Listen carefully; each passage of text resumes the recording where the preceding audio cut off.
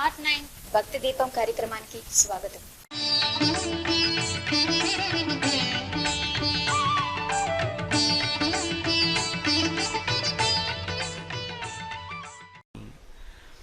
ఆపదామపహర్తారం దాతారం సర్వసంపదాం లోకాభిరామం శ్రీరామం భూయో భూయో నమామ్యహం. హరి ఓం. పరమేశ్వర స్వరూపైన సభకి నమస్కారం.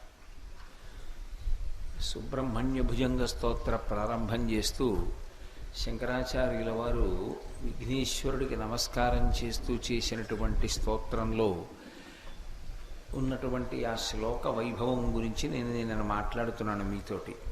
ఆ శ్లోకం చేస్తూ శంకరులు అంటారు, సదా బాల రూపాపి విఘ్నాద్రిహంత్రీ మహాదంతి వక్త్రాపి పంచాస్య మాన్యా విధీంద్రాది మృగ్యా గణేశాభిధామే శ్రియం మే విధం కాపి కళ్యాణ రూప అని పిలిచారు విఘ్నేశ్వరుణ్ణి. అందులో సదాబాల రూపాపి విఘ్నాద్రిహంత్రి అన్న పాదం గురించి నిన్న మీతో నేను మనవి చేశాను. సదాబాల రూప అంటే ఎప్పుడూ పిల్లవాడిగానే ఉండేటటువంటి స్వభావం ఉన్నటువంటి వాడు, అపి అయినప్పటికీ విఘ్నాద్రిహంత్రి విఘ్నములనేటటువంటి పర్వతములను కూడా తోసివేయగలిగినటువంటి శక్తి కలిగిన వాడు. దాని గురించి నిన్న మీతో మాట్లాడాను. మహాదంతి వక్త్రాపి పంచాస్య మాన్యా అంటారు. దంతి అంటే ఏనుగు. ఎందుచేత? దంతము అంటే మనకి నెవరడానికి పళ్ళు ఎలా ఉంటాయో అలా కాకుండా పైకి 2 దంతములు ఉంటాయి ఏనుక్కి. ఆ 2 పరమ శోభస్కరంగా ఏనుక్కి గొప్ప అందాన్ని ఇస్తాయి. అందుకే ఏనుగుకి దంతి అని పేరు వచ్చింది. మహాదంతి అదే మామూలు ఏనుగు కాదు. విఘ్నేశ్వరుడి యొక్క ముఖం బ్రహ్మాండమైనటువంటి పెద్ద ఏనుగు యొక్క ముఖం కాబట్టి మహాదంతి వక్త్రాపి చాలా పెద్ద ఏనుగు ముఖం కలిగిన వాడు. అపి అయినప్పటికీ మహాదంతి వక్త్రాపి పంచాస్య మాన్య. సంస్కృతంలో మాన్య అంటే గౌరవింపబడుట, పూజింపబడుట అని. అందుకే మాన్యులైనటువంటి అంటుంటారు ఉత్తరం రాసేటప్పుడు. మాన్య అంటే పూజించుట. లోకంలో ఎక్కడైనా ఏనుగు సింహం కనపడితే భయపడిపోతుంది. అసలు భయపడిపోవడం కాదు, కలలో సింహం కనపడినప్పటికీ కూడా ఏనుగు ప్రాణం విడిచిపెట్టేస్తుంది. సింహస్వప్నం అంటారు. అటువంటిది ఎంత పెద్ద ఏనుగు కనపడుతుందో అంత గొప్పగా ఏనుగుని సంహరించాలని సింహం పట్టుదలని పొంది ఉంటుంది. కానీ విఘ్నేశ్వరుడి విషయంలో విచిత్రం ఏమిటంటే మహాదంతి వక్త్రాపి, అంత పెద్ద ఏనుగు ముఖం ఉన్నవాడు ఆయన అయితే మరి ఏనుగు ముఖం ఉన్నప్పుడు సింహాన్ని చూసి భయపడాలి కదా. కానీ పంచాస్య మాన్య, సింహం ఆయనని పూజ చేస్తుంది. సింహం ఏనుగు ముఖం ఉన్నటువంటి విఘ్నేశ్వరుణ్ణి పూజ చేసింది అని ఎక్కడ చెప్పబడింది అంటే శంకరాచార్యుల వారు పంచాస్య అన్నారు. పంచాస్యము అని పేరు దేనికి వచ్చింది అంటే సింహానికి పేరు. పంచాస్య అంటే పంచ అంటే 5 అని ఒక అర్థం. ఆస్య అంటే ముఖములు కలిగినది, 5 ముఖములు కలిగినది కాబట్టి పంచాస్య అని ఒక అర్థం. పంచ అంటే సంస్కృతంలో విశాలమైన అని ఒక అర్థం. ఆస్య అంటే ముఖం, విశాలమైన ముఖము కలిగినది అని. సింహాన్ని చూస్తే నడుం సన్నగా ఉంటుంది, కానీ ముఖం దగ్గరికి వచ్చేటప్పటికి మాత్రం చాలా పెద్ద ముఖం ఉంటుంది, విశాలమైన ముఖం ఉంటుంది. నేను మగసింహం గురించి మాట్లాడుతున్నాను. సింహం యొక్క భార్య ఆడసింహాన్ని అయితే శివంగి అంటారు. సింహానికి ఉన్నటువంటి అందం నిజానికి శివంగికి ఉండదు. మగసింహం చాలా అందంగా ఉంటుంది, చాలా పెద్ద జూలు ఉంటుంది దాని ముఖం చుట్టూ. దాని ముఖం వంక చూసేటప్పటికే ఒక భీతి కలుగుతుంది, అంత గాంభీర్యంతో ఉంటుంది అది. సింహావలోకనము, సింహస్వప్నము, సింహ సందర్భంగా అనేకమైనటువంటి పేర్లు లోకంలో వచ్చాయి. సింహాసనము, సింహాన్ని ఉద్దేశించి మాట్లాడతారు.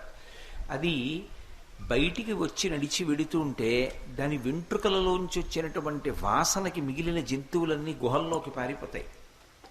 అయినా నా జోలికి ఏ జంతువు వస్తుందిలే అని చెప్పి అది నిర్లక్ష్యంగా నడవదు. ఒక 100 అడుగులు వేస్తుంది, స్థిమితంగా ఆగి ముఖమంతా వెనక్కి తిప్పి 2 వైపులా పరిశీలనంగా చూస్తుంది. ఏదైనా అనుమానం వస్తే వెనక్కి తిరుగుతుంది, తిరిగి ఒకసారి చూస్తుంది. అంతా అది వెళ్ళవలసినటువంటి ప్రయాణం పూర్తి చేసుకుంటే బాగా ఎత్తైన చోటుకి ఎక్కి ఒక బండరాయి మీద కూర్చుంటుంది. ముందు 2 కాళ్ళు పెట్టుకొని అక్కడి నుంచి చూస్తూ ఉంటుంది. అందుకే సింహావలోకనము అంటారు. అవలోకనము అంటే చూచుట. సింహానికి కొద్దిగా ముందుకెడితే మళ్ళీ వెనక్కి తిరిగి చూసే అలవాటు ఉంటుంది. మిగిలిన జంతువులు అలా కాదు, నడిచి వెళ్ళిపోతాయి. సింహం మాత్రం అలా నడవదు. కొద్ది దూరం నడిస్తే ఆగి వెనక్కి చూసుకుంటుంది. సింహావలోకనము అన్నది జీవితంలో అలవాటు పడిపోయినటువంటి వాడు చాలా గొప్ప స్థితికి వెడతాడు. ఎందుకని అంటే ఏదైనా ఒక విషయం చదువుకుంటే పుస్తకం మూసి నాకు ఎంత జ్ఞాపకం ఉంది అని చదివిన దాన్ని మళ్ళీ ఆలోచిస్తాడు. ఇవాళ చదివిన దాన్ని మళ్ళీ రేపు ఆలోచిస్తాడు. నిన్న విన్నదాన్ని ఇవాళ పొద్దున్న లేచి మళ్ళీ ఒకసారి ఆలోచిస్తాడు. ఇవాళ పొద్దున్న ఆలోచించిన దాన్ని సాయంకాలం ఆలోచిస్తాడు. ఎన్ని మాటలు ఒక విషయం మీద ఆలోచన చేసి జ్ఞాపకం తెచ్చుకుంటూ ఉంటాడో ఆ విషయం మనసులో అంత బాగా నాటుకుంటుంది. అందుకే సింహావలోకనము అంటారు. సింహానికి అటువంటి లక్షణం ఉంది. అందుకని పంచాస్యము అంటారు. విశాలమైనటువంటి ముఖం కలిగి ఉంటుంది కాబట్టి సింహములకు పంచాస్యమని పేరు. సింహం ఎక్కడైనా ఏనుక్కి పూజ చేయడం మీరు చూసారా? ఎక్కడ చేయదు. ఎందుచేత అంటే ఏనుగు సింహాన్ని చూస్తేనే భయపడిపోతుంది. ఇంకా సింహం ఏనుక్కి పూజ చేయడం ఏమిటి? అసలు లోకంలో ఉండదు అది. కానీ శంకరాచార్యులు వారు అంటున్నారు ఈ ఏనుక్కి మాత్రం సింహం పూజ చేసింది అన్నారు. ఏ ఏనుగు? విఘ్నేశ్వరుడికి. ఆయనకి మరి ఏనుగు ముఖం కదూ. ఈ ఏనుగు ముఖం ఉన్నవాణ్ణి సింహము పూజ చేసింది. ఎప్పుడు పూజ చేసింది? ఎక్కడైనా ఉందా అలాగా? అంటే అందులో ఒక పెద్ద రహస్యం దాచారు. పంచాస్యము అంటే విశాలమైన ముఖము కలిగినది అంటే జంతువుగా సింహానికి అన్వయం. 5 ముఖములు కలిగిన వాడు కూడా ఒకడు ఉన్నాడు. ఆయన పరమశివుడు. పరమశివుడికి ఒక్కడికే 5 ముఖాలు. సద్యోజాత అఘోర తత్పురుష వామదేవ ఈశానములు అంటారు. సద్యోజాతం పశ్చిమాన్ని చూస్తుంది, అఘోరము దక్షిణాన్ని చూస్తుంది, వామదేవము ఉత్తరాన్ని చూస్తుంది, తత్పురుషము తూర్పుని చూస్తుంది, ఈశానము పైకి చూస్తుంది. 5 ముఖాలతో ఉండేటటువంటి వాడు ఒక్క పరమశివుడే. అందుకే పంచాస్య అంటే 5 ముఖములు ఉన్నవాడు అంటే పరమశివుడికి అన్వయం ఆ నామం. సింహము ఒక అర్థం, పంచాస్యము ఒక అర్థం. సింహము అంటే మృగరాజు. ఆ అడవిలో ఎన్నున్నాయో అన్నిటికీ సింహమే రాజు. లోకంలో ఉన్నవన్నీ పశువులే. మనని కూడా పశువు అనే అంటారు. కర్మపాశముల చేత కట్టపడతాం కాబట్టి. మనందరికీ సార్వభౌముడు పరమశివుడు. అందుకే ఆయనకి పశుపతి అని పేరు. ఖట్మండులో పశుపతినాథలింగం అంటాం. ఆయనకి పశుపతి అని పేరు. పశుపతి అయినటువంటి 5 ముఖములు కలిగినటువంటి శివుడు విఘ్నేశ్వరుడికి తండ్రి. లోకంలో తండ్రిని కొడుకు పూజ చేస్తాడు. కానీ విఘ్నేశ్వరుడి విషయంలో కొడుక్కి తండ్రి పూజ చేశాడు. ఎందుకు పూజ చేయవలసి వచ్చింది అంటే ఆదౌ పూజ్యో గణాధిప అని ఆయనకి పేరు. విద్యాగణపతి అని ఒక గణపతి స్వరూపం ఉంది లోకంలో. మిగిలిన వాళ్ళు ఎవ్వరికీ లేనటువంటి పూజ ఒక్క విద్యాగణపతికి మాత్రమే చేస్తారు. మామిడికి పువ్వు ఉంటుంది చూశారు, వసంత ఋతువులో వస్తుంది మామిడి పువ్వు. ఆ మామిడి పువ్వుతో పూజ చేస్తారు విద్యాగణపతికి. రసాలము అంటారు మామిడి చెట్టుని. రసాలము మామిడి పండు పేరు, రసాలము భగవంతుడి పేరు. అందుకే రసాలము మామిడి పువ్వుతో విద్యాగణపతికి పూజ చేస్తారు. పూజ చేస్తే అపారమైనటువంటి విద్యని అనుగ్రహిస్తాడు ఆయన అని లోకంలో ఒక పెద్ద విశ్వాసం, శాస్త్రవాక్కు. అటువంటి విఘ్నేశ్వరుణ్ణి శివుడు పూజ చెయ్యాలి. ఎందుకు చేయవలసి వచ్చింది అంటే ఆయనే వరం ఇచ్చాడు. ఒకప్పుడు మామిడి పండు చేతికిచ్చాడు. చేతికిచ్చి ఇవాళ నుంచి నేను విఘ్నములకు నిన్ను అధిపతిగా చేస్తున్నాను. ఎవరైనా ఏదైనా పని చేద్దాం అనుకుంటే ఆ పని జరగకుండా అడ్డు ఏదైనా వస్తే దాన్ని తొలగించగలిగినటువంటి శక్తి నీకు ఇస్తున్నానన్నాడు. ఇప్పుడు విఘ్నాధిపత్యాన్ని పొందాడు విఘ్నేశ్వరుడు. విఘ్నాధిపత్యాన్ని పొందినటువంటి విఘ్నేశ్వరుడికి తండ్రి అయినా కూడా శివుడు, ఆయన కూడా లోకమర్యాద కోసం ఏదైనా పెద్ద పని మొదలు పెడితే విఘ్నేశ్వరుణ్ణి పూజ చేసి తప్ప ముందుకు వెళ్ళకూడదు. అలా ఒకవేళ విడితే ఆ పని జరుగుతుందా జరగదా నిరూపించాలనుకున్నాడు. నిరూపించాలనుకుని ఒకసారి పరమశివుడు ఒక పెద్ద కార్యాన్ని తలపెట్టాడు. త్రిపురాసురులు అని 3 రాక్షసులు బయలుదేరారు. ఒకడు బంగారుపురంలో ఉండేవాడు, ఒకడు వెండిపురంలో ఉండేవాడు, ఒకడు ఇనుప నగరంలో ఉండేవాడు. 3 ఆకాశంలో తిరుగుతుండేవి. ఆ త్రిపురాసురుల్ని సంహరించవలసి వచ్చింది. ఆ త్రిపురాసురుల్ని సంహరించగలిగిన వాడు పరమశివుడు ఒక్కడే. అది కూడా ఒక్క బాణంతోటే చంపాలి, అది వాళ్ళకి వరం.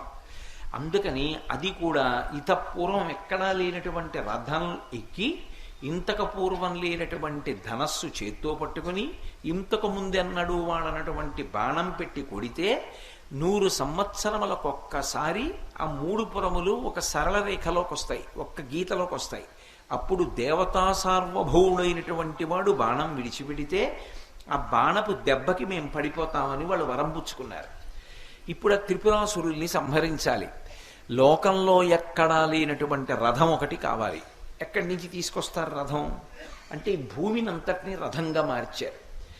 మార్చి సూర్యచంద్రులు ఇద్దరినీ దీనికి చక్రాలుగా పెట్టారు. వేదములను గుర్రాలుగా చేశారు. ప్రణవాన్ని, ఓంకారాన్ని ఆ గుర్రాల్ని తోలేటటువంటి కొరడాగా చేశారు. చేసి సరస్వతీదేవి ఆ వింటికి, ఆ కొరడాకి తాడుగా మారింది.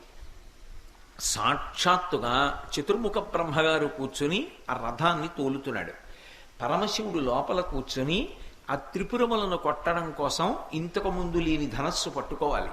అందుకని మేరు పర్వతాన్ని ధనస్సుగా మార్చి పట్టుకున్నాడు. పట్టుకుని శ్రీమన్నారాయణుణ్ణి బాణంగా మార్చుకుని ఆ ధనస్సు యొక్క వింటినారికి తొడిగి త్రిపుర సంహారం చేయడానికి బయలుదేరాడు. తీరా కొంత దూరం వెళ్ళిన తరువాత రథానికి ఇరుసు విరిగిపోతే రథం ఆగిపోయింది. ఏం చెయ్యాలి ఇప్పుడు అన్నారు. అంటే శివుడు అన్నాడు, ఆదౌ పూజ్యో గణాధిప, నా కొడుక్కి నేనే వరం ఇచ్చాను, విఘ్నములను తీయగలిగినటువంటి శక్తి నీకు ఇస్తున్నానని చెప్పాను. నేను ఆయనని పూజించలేదు. కొడుకైనా కూడా ధర్మమే, చెయ్యవలసిన పని చెయ్యాలి. నేను విఘ్నేశ్వరుడి పూజ చెయ్యకుండా త్రిపురాసుర సంహారానికి బయలుదేరాను. అందుకే రథానికి ఇరుసు విరిగిపోయింది. నేనిప్పుడు ఇక్కడి నుంచే విఘ్నేశ్వరుడికి పూజ చేస్తే మళ్ళీ ఈ రథం కదులుతుంది అని వెంటనే విఘ్నేశ్వరుడిని, నేను మీతో మనవి చేశా కదూ, పసుపు ముద్ద అక్కడ పెడితే అదే విఘ్నేశ్వరుడు.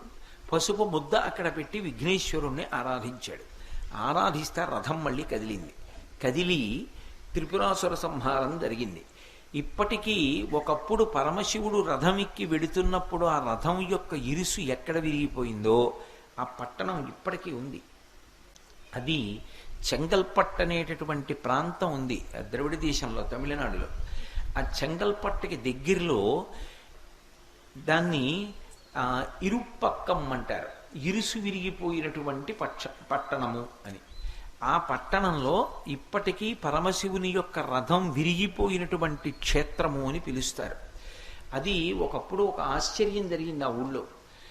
చంద్రశేఖరేంద్ర సరస్వతి మహాస్వామి వారు కంచికామకోటి పీఠాధిపత్యం వహించినటువంటి రోజుల్లో రామేశ్వరంలో శంకరాచార్యుల వారిని 4 శిష్యుల్ని ప్రతిష్ఠ చేయడం కోసమని రాజస్థాన్లో పాలరాతి విగ్రహాలు తయారు చేయించి ఒక పెద్ద వాహనం మీద పెట్టి రామేశ్వరం పంపిస్తున్నారు.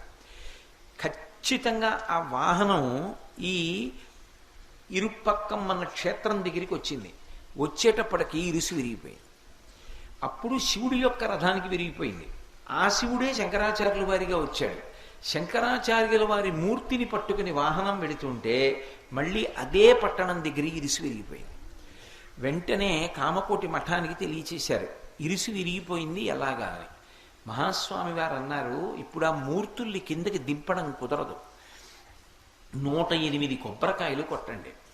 108 కొబ్బరికాయలు కొడితే ఆయన ప్రసన్నుడవుతాడు.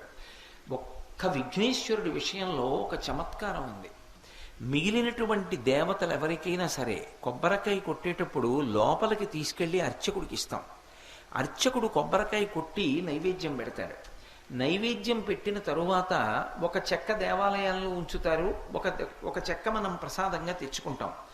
విఘ్నేశ్వరుడి విషయంలో ఆయన ఎప్పుడైనా చాలా ఇష్టపడ్డాడనుకోండి, నాకు కొబ్బరికాయ కొట్టమని కబురు చేస్తాడు. ఇదో విచిత్రం తెలుసా మీకు? నాకు కొబ్బరికాయ కావాలి అని అడుగుతాడు.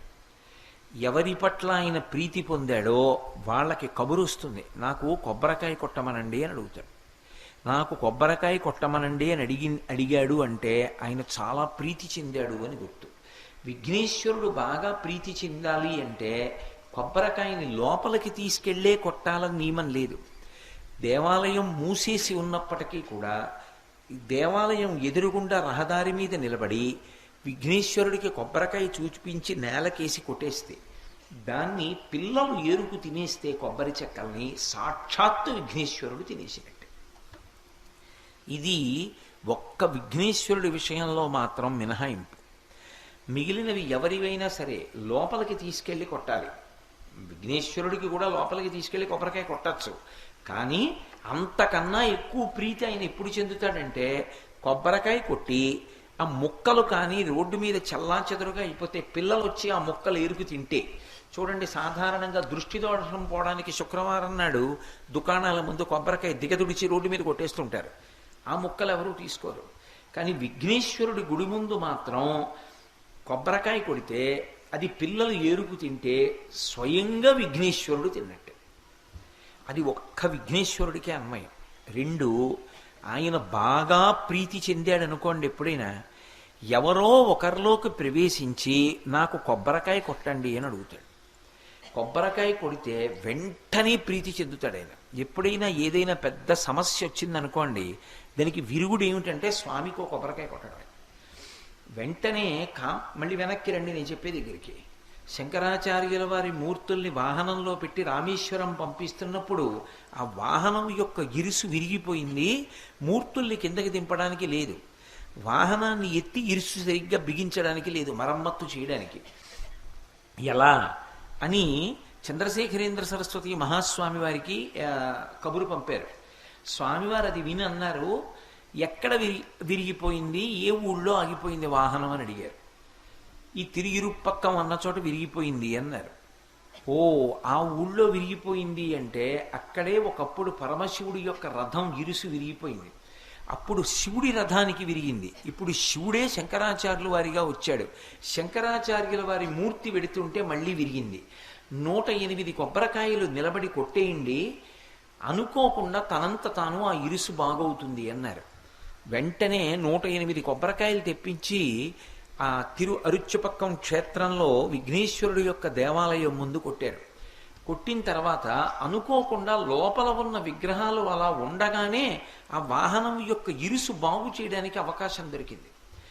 అలా బాగు చేశారు. ఇక ఆగలేదు, వాహనం రామేశ్వరం వెళ్ళిపోయింది. ఒక్క విఘ్నేశ్వరుడి విషయంలో మాత్రం కొబ్బరికాయ కొట్టడానికి అంత ప్రధానమైనటువంటి కారణం ఉంటుంది. అందుకే మీరు విఘ్నేశ్వరుడికి పూజ చేసేటప్పుడు ఏది చేశారు ఏది చెయ్యలేదు అన్నదానితో కాదు, బాగా జ్ఞాపకం పెట్టుకోండి నేను చెప్పే విషయం. మిగిలిన రోజులలో అయితే తప్పకుండా కొబ్బరికాయ కొట్టడం మంచిది.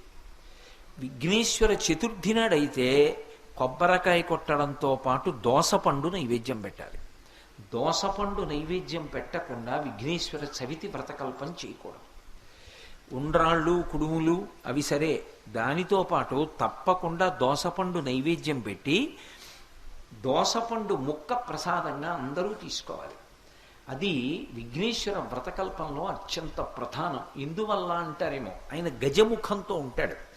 గజముఖంతో ఉన్న కారణం చేత ఉపాధిరీత్యా ఏనుగు లక్షణంగా దోసపండు మహాప్రీతిపాత్రంగా స్వీకరిస్తాడు.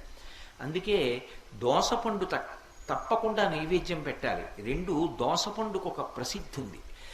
ఎప్పుడైనా సరే ఆయన బ్రహ్మజ్ఞానాన్ని పొందాడు, మోక్షం పొందాలి అని కోరిక ఉంటే దేనితో పోలిక చెప్తారంటే ఒక్క దోసపండుతోటే చెప్తారు. ఇంకా దేనితోటి పోలిక చెప్పరు.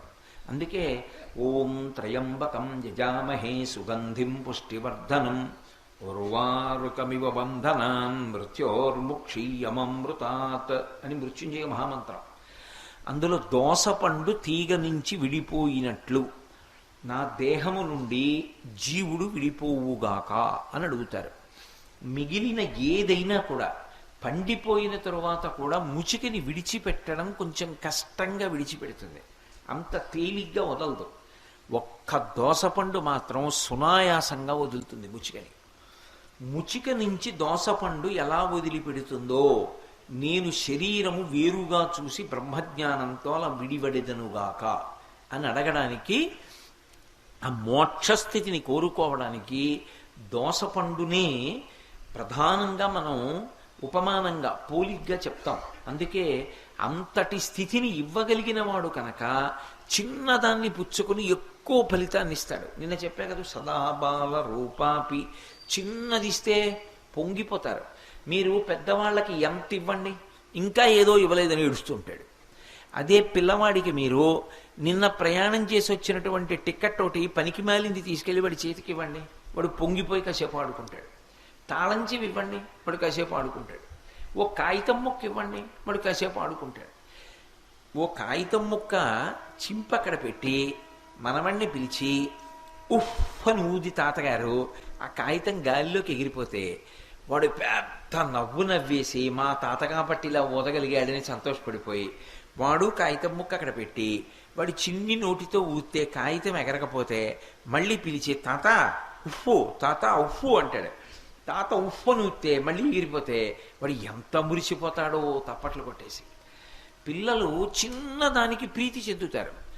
ఆయన బాలరూపంలో ఉంటాడు కాబట్టి 33 కోట్ల మంది దేవతలు కానీ త్రిమూర్తులు కానీ బాలరూపంలో ఉండేటటువంటి వాళ్ళు ఇద్దరే.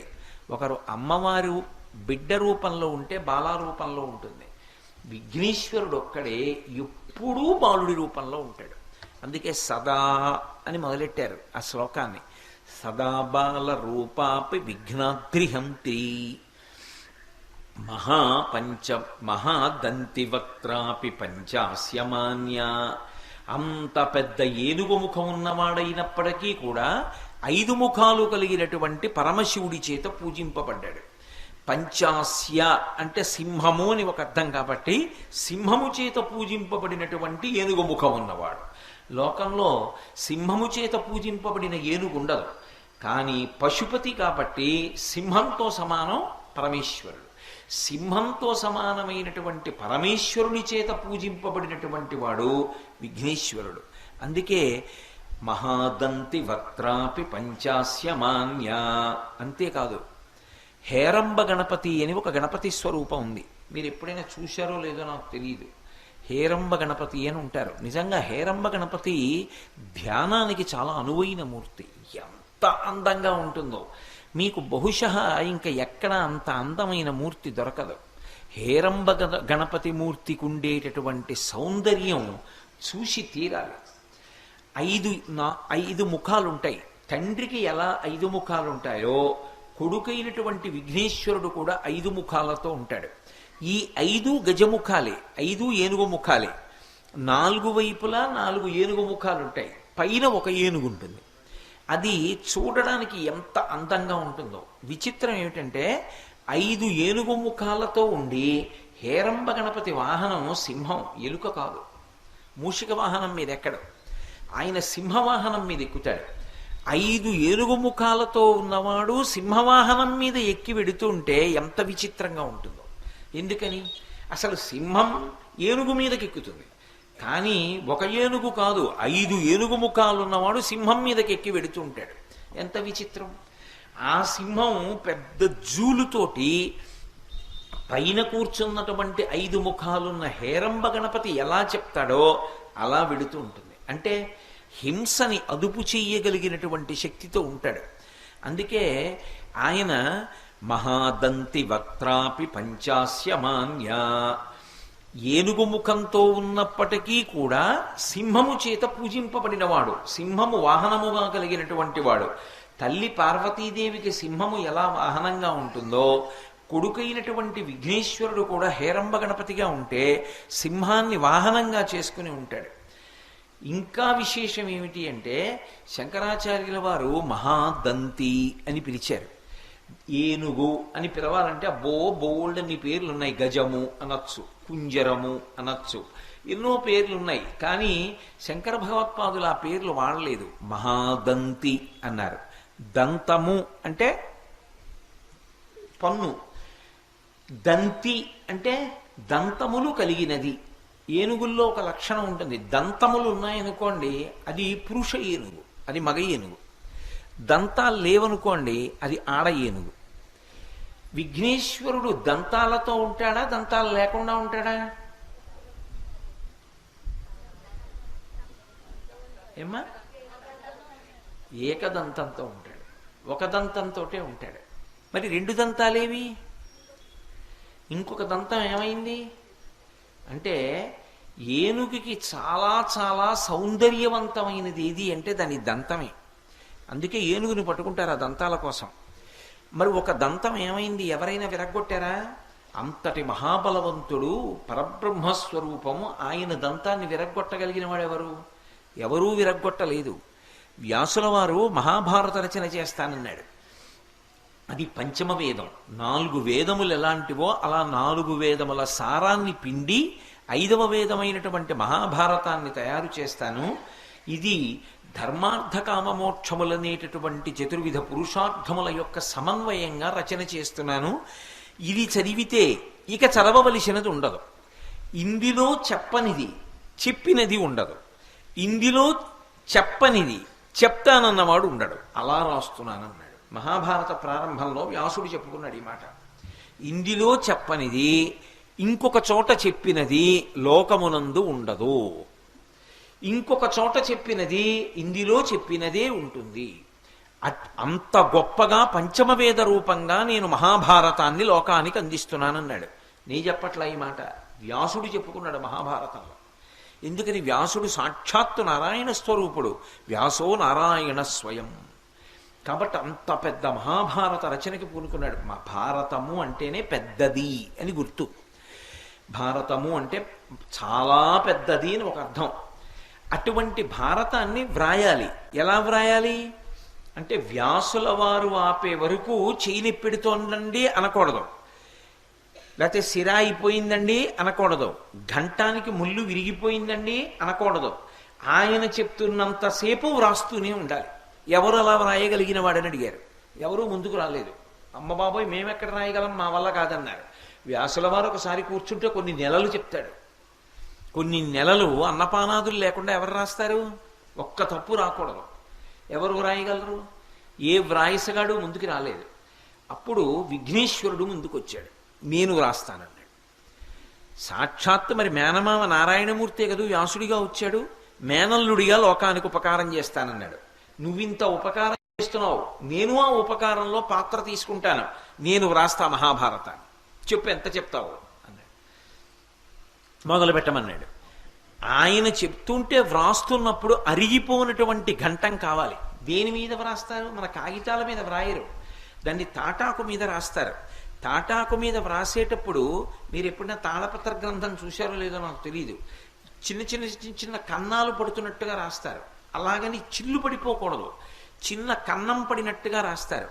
ఇప్పటికీ మీరు తాళపత్ర గ్రంథం తీసుకుని కొద్దిగా దాని మీద శుద్ధ వేసి ఇలా అన్నారనుకోండి, అక్షరాలు సుస్పష్టంగా కనపడతాయి. కాగితమైనా ఓ 50 ఏళ్ళో 70 ఏళ్ళో అయిపోతే చిరిగిపోతుంది. తాళపత్ర గ్రంథం కొన్ని వందల సంవత్సరాల తర్వాత కూడా ఆకు అలాగే ఉంటుంది. నేను ప్రత్యక్షంగా చూశా కాంచీపురంలో 700-800 సంవత్సరాల క్రితం వ్రాసినటువంటి తాళపత్ర గ్రంథం మీద ఉన్నటువంటి శ్లోకం చదువుతుంటే స్పష్టంగా అర్థమవుతుంది. అలా వ్రాస్తారు. అలా వ్రాయాలి. దేంతో వ్రాయాలి మహాభారతాన్ని? అటువంటి ఘంటం ఎక్కడ దొరుకుతుంది అంటే, ఆయన అన్నాడు, ఏనుక్కి అత్యంత ఇష్టమైనది ఏది అంటే తన దంతం. నాకు ఇష్టమైనదైనప్పటికీ కూడా, నా ముఖానికి అందమిచ్చేది దంతం అయినప్పటికీ కూడా, లోకం కోసం ఒక దంతాన్ని విరిచేస్తాను. దానివల్ల నా ముఖం వికారంగా ఉంటుంది. ఏకదంతం శూర్పకర్ణం గజవక్త్రం మనోహరం అంటాం. ఒక దంతంతో ఉంటే వికారంగా ఉంటుంది. లోకానికి నేను వికారంగా కనపడ్డా పర్వాలేదు, కానీ నేను ఒక దంతాన్ని విరిచి లోకానికి అవసరమైన మహాభారతాన్ని రాసిస్తాను. అప్పుడు నా వలన లోకానికి ఉపకారం జరుగుతుంది, అంతేగాని బాహ్యంలో అందం కోసం నేను దంతం పెట్టుకుంటే ఉపయోగం ఏముంది అని ఒక దంతాన్ని విరిచి మహాభారతాన్ని వ్రాశాడు. కాబట్టి ఇప్పుడు మహాదంతి, ఒక దంతమే ఉన్నటువంటి ఏనుగు అంటే విఘ్నేశ్వరుడు ఒక్కడే. ఆ ఒక్క దంతమే ఉన్నవాడు అన్నప్పుడు ఆయన లోకం కోసం ఎంత త్యాగం చేసినవాడు. స్తోత్రం చేస్తున్నారా లేదా? కాదు. ఇందులో ఇంకొక పెద్ద రహస్యం ఉంది. శంకరాచార్యుల వారు ఏదన్నా అన్నారంటే ఉత్తినే అనరు. ఆయన ఏదైనా మాట అన్నారు అంటే అందులో ఎన్నో విషయాలు దాస్తారు. మహాదంతి అన్నారు, అది మామూలు ఏనుగు కాదు, అది మహాదంతి అన్నారు. మహత్ అన్న మాట వేస్తున్నారు అందులో. అనోరణీయాం మహతో మహీయాన్ అంటుంది ఉపనిషత్తు. అణువు కన్నా చిన్నవాడు, మహత్ ఆకాశము కన్నా పెద్దవాడు ఎవరు అంటే పరమాత్మ. మహాదంతి అన్నారు విఘ్నేశ్వరుణ్ణి. విఘ్నేశ్వరుడికి ఒక పక్కకొచ్చి మీరు చూశారనుకోండి, ఇటు నిలబడి ఇటు దంతం ఉండదు. ఏదో పోనీ ఇటో ఇటు అనుకోండి, ఇటువైపు దంతం ఉండదు, ఎందుకంటే విరిచేశాడు. ఇప్పుడు ఇటువైపు నుంచి చూసి ఏనుగుని ఆడదా మగదా అని అడిగాను అనుకోండి, దంతం లేదు కాబట్టి ఏనుక్కి ఇటు చూసి మీరు విఘ్నేశ్వరుణ్ణి ఏమని చెప్తారు? ఆడ ఏనుగని చెప్తారు, అవునా కదా? ఎందుకంటే దంతం లేదు. మిమ్మల్ని ఏనుగు వెనక వైపు నుంచి తీసుకొచ్చి నేను నించోపెట్టి, లేకపోతే ప్రదక్షిణంగా ఇలా ముందు నుంచి తీసుకొచ్చి ఇటుపక్క నించోపెట్టి ఇప్పుడు మగ ఏనుగా ఆడ ఏనుగా అని అడిగాను అనుకోండి, ఇటు దంతం ఉంటుంది, అప్పుడు మీరేమంటారు? మగ ఏనుగు అంటారు. ఆడ ఏనుగైతే దంతాలు ఉండకూడదు, మగ ఏనుగైతే దంతాలు ఉండాలి. దంతాలున్నాయందామా ఒక దంతమే ఉంది, దంతాలు లేవందామా ఒక దంతం లేదు. కాబట్టి ఇప్పుడు అసలు ఆడ మగ విఘ్నేశ్వరుడు అంటే నేను ఒక ప్రశ్న వేస్తాను, చెప్పండి. ఆయన తండ్రి గారు పరమశివుడు ఆడ మగ? ఆయన శరీరం ఎలా ఉంటుందో కొడుకు శరీరం అలాగే ఉంటుంది. మీరు జాగ్రత్తగా గమనించండి. పరమశివుడు అర్ధనారీశ్వర స్వరూపంలో ఉంటాడు. ఆయనకి ఎడం వైపు పార్వతీదేవి ఉంటుంది, కుడివైపు పురుషస్వరూపంగా పరమశివుడు ఉంటాడు. అందుకే కుడివైపంతా పురుషస్వరూపం, ఎడమవైపంతా అమ్మవారు ఉంటుంది. అర్ధనారీశ్వర స్తోత్రం అని శంకరాచార్యులు వారు చేశారు. ఇటువైపు నుంచి చూస్తే అమ్మవారు, ఇటువైపు చూస్తే పరమశివుడు. అలాగే కొడుకు కూడా ఇటువైపు నుంచి చూస్తే అమ్మవారు, అటువైపు నుంచి చూస్తే అయ్యవారు. ఇంతకే అమ్మవారా అయ్యవారా? నువ్వేమనుకుంటే అది. ఎందుకని అంటే భగవంతుడు నిజానికి స్త్రీ కాదు, పురుషుడు కాదు, నపుంసకుడు కాదు. స్త్రీ పురుష నపుంసక మూర్తియును కాక తిరియ కమర నరాది మూర్తియును కాక కర్మ గుణభేద సరసత్ప్రకాశి కాక వెనుకనన్నయుతానగు విభుతలంతు అంటారు. భగవంతుడు అంటే జ్యోతిస్వరూపుడు, కాంతి, చిదాభాస. అటువంటి పరమాత్మ ఆడ మగ అంటే అసలు చెప్పడం సాధ్యం కాదు. మనం ఆడది అని పూజ చేశామనుకోండి లలిత అమ్మవారు, లక్ష్మి, సరస్వతి. మగవాడు అని పూజ చేశామనుకోండి శ్రీమన్నారాయణుడు, లేకపోతే పరమశివుడు, బ్రహ్మగారు. నిజానికి ఆడ మగ భగవంతుడు అని నిర్ధారణ చేస్తే మన మనస్సుతో ఎలా ప్రీతిగా చూస్తే అలా కనపడతాడంతే. అందుకే విఘ్నేశ్వరుడు ఒకవైపు నుంచి చూస్తే దంతం లేకుండా ఉంటాడు, ఒకవైపు నుంచి చూస్తే దంతంతో ఉంటాడు. ఇప్పుడు ఆయన ఆడ మగ, తండ్రి పరమశివుడు ఎలా అర్ధనారీశ్వర స్వరూపమో ఈయన కూడా అంతే అర్ధనారీశ్వర స్వరూపం. అందుకే విఘ్నేశ్వరుడి మూర్తి పడితే పక్కన అమ్మవారిని పెట్టారా పెట్టలేదా అన్నదానితో సంబంధం ఉండదు. ఇది పెద్ద ఉపాసన రహస్యం నిజానికి. ఎందుకంటే అమ్మవారు పక్కన లేకపోతే పూజ చెయ్యం మనం. అందుకే మీరు చూడండి, పార్వతీ పరమేశ్వరులు, లక్ష్మీనారాయణులు, సరస్వతి బ్రహ్మ, శిచీ పురంధరాభ్యాం నమః, అరుంధతి వశిష్టాభ్యాం నమః. ఎప్పుడైనా సరే భార్యతో కలిపి పిలుస్తాం. భార్య అంటే ఆయన శక్తి స్వరూపం, కలిపి పిలిచి పూజ చేస్తాం. మరి వరలక్ష్మి వరసిద్ధి వినాయక వ్రతం చేసేటప్పుడు విఘ్నేశ్వర ప్రతిమ ఒక్కటే కదా పెట్టుకుంటున్నారు, పక్కన అమ్మవారిని ఎవరన్నా పెడుతున్నారా? పెట్టట్లేదుగా. పెట్టనప్పుడు వ్రతం చేయడానికి ఉపాసనకి ఎలా సిద్ధిస్తుంది, ఎలా కుదురుతుంది అమ్మవారేది? అంటే ఎటువైపు దంతం లేదో అటువైపు నుంచి చూసినప్పుడు ఆయనే అమ్మవారు. అర్ధనారీశ్వర స్వరూపంలో ఇంకా మళ్ళీ అమ్మవారు అవసరం లేకుండా అమ్మవారు ఉన్నట్లు దంతం లేని వైపు చూస్తే అదే అమ్మవారు, దంతం ఉన్నవైపు చూస్తే అదే పురుషుడు వినాయకుడు. కాబట్టి ఇప్పుడు సిద్ధి బుద్ధి, ఈ బుద్ధి మనకుంటే సిద్ధి ఆయనతోనే ఉంది కాబట్టి సిద్ధి బుద్ధి సమేత వరసిద్ధి వినాయక పరబ్రహ్మణే నమః. ఇది విఘ్నేశ్వర స్వరూపానికి ఉపాసనాపరంగా ఉన్నటువంటి అద్భుతమైన చమత్కారం. అది పరబ్రహ్మ తత్వాన్ని నిరూపణం చేసేటటువంటి స్వరూపం. అందుకే అన్నిటికన్నా ఆది ఎక్కడుంటుంది అంటే ఓంకారమునందు ఉంటుంది. ప్రణవము ఇలా ఓం అన్నది వేస్తే ఎలా ఉంటుందో, ఏనుగు ముఖం విఘ్నేశ్వరుడి తొండం మీరు గీత గీస్తే అందులో ఓం వస్తుంది. ప్రణవస్వరూపంగా నిలబడేటటువంటి వాడు ఎవరు అంటే ప్రణవస్వరూపి పరమశివుడు. మళ్ళీ ఆయన కొడుకు ఆత్మావై పుత్రనామాసి. అందుకే మళ్ళీ ప్రణవస్వరూపంగా ఉండేటటువంటి వాడు విఘ్నేశ్వరుడు. అది ఏనుగు ముఖం కాబట్టే కుదురుతుంది. అందుకే మహాదంతి భక్త్రాపి పంచాస్యమాన్య. అంతేకాదు, అందులో ఇంకొక పెద్ద రహస్యం ఉంది. మహాదంతి వక్త్రాపి, పెద్ద ఏనుగు ముఖం ఉన్నవాడు అయి ఉండి కూడా అంటున్నారు. ఏనుగు ముఖంతోనే ఎందుకు ఉండాలి వినాయకుడు? ఏనుగు ముఖంతోనే ఉండవలసిన అవసరం ఏముంది? గజముఖాసురుణ్ణి చంపేసిన తరువాత ఇంకా ఆయన మళ్ళీ తన పూర్వముఖాన్ని స్వీకరించచ్చుగా, దేవతాస్వరూపం కాబట్టి ఆయన కోరుకుంటే మళ్ళీ ముఖాన్ని మార్చేసుకోవచ్చు. కానీ ఆయన ఏనుగు ముఖంతోనే ఉండిపోయాడు. ఎందుకు ఏనుగు ముఖంతోనే ఉండాలి అంటే, సంస్కృత భాషలో ఒక చమత్కారం ఉంది. సంస్కృత భాషలో ముఖము అన్న మాటకి నోరు అన్న మాటకి రెండు పదాలు లేవు. ముఖం అంటే నోరు, ముఖం అంటే ముఖం. మళ్ళీ నోటికి వేరే మాట లేదు. వక్త్రం అంటే ముఖం, వక్త్రం నోరు. శ్రీముఖం అన్నాను అనుకోండి, మంచి నోరు. కాదు నేను ముఖం గురించి చెప్తాను అనుకోండి, ముఖం తప్ప. ముఖం మనకి తెలుగులో అయితే ఆయన ముఖం చూడండి అన్నారనుకోండి ఇదంతా, ఆయన నోరు చూడండి అన్నారనుకోండి ఇది ఒక్కటి. సంస్కృతంలో ముఖానికి ఒక పేరు, నోటికి ఒక పేరు, రెండు పదాలు లేవు. ఇది విచిత్రం. సంస్కృత భాష మొత్తంలో ఇదో విచిత్రం. నోటికి ముఖానికి ఒకటే పదం సంస్కృతంలో. ఇప్పుడు మహాదంతి వక్త్రాపి, శంకరాచార్యుల వారు ఇక్కడ పెట్టారు రహస్యాన్ని తీసుకెళ్ళి. మహాదంతి యొక్క వక్త్రంతో ఉండిపోయాడు ఆయన, ఏనుగు ముఖంతో ఉండిపోయాడు. ఎందుకు ఏనుగు ముఖంతో ఉండిపోవాలి అంటే, నేను మీతో ఇందాక చెప్పాను చూశారు, ఒక మనుష్యుని యొక్క జీవితము ఎలా ఉండాలి అనేటటువంటి దానికి నిరూపణం చేస్తుంది ఏనుగు యొక్క ముఖం. మిగిలిన ముఖాలు ఏవీ కూడా మనిషి జీవితం ఎలా ఉండాలో చెప్పవు. మనిషి జీవితం ఎలా ఉండాలో చెప్పేది ఏనుగు ముఖం ఒక్కటే చెప్తుంది. ఎందుకని? మనుష్యుల ముఖాలన్నిటిలోనూ కూడా కదిలేవి 4 ఉంటాయి.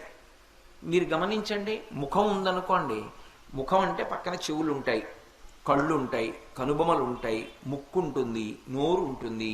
ఇందులో కదిలేవి 4. ఏవి? 2 కనురెప్పలు కదులుతాయి పైకి కిందకి, పెదవులు కదులుతాయి పైకి కిందకి.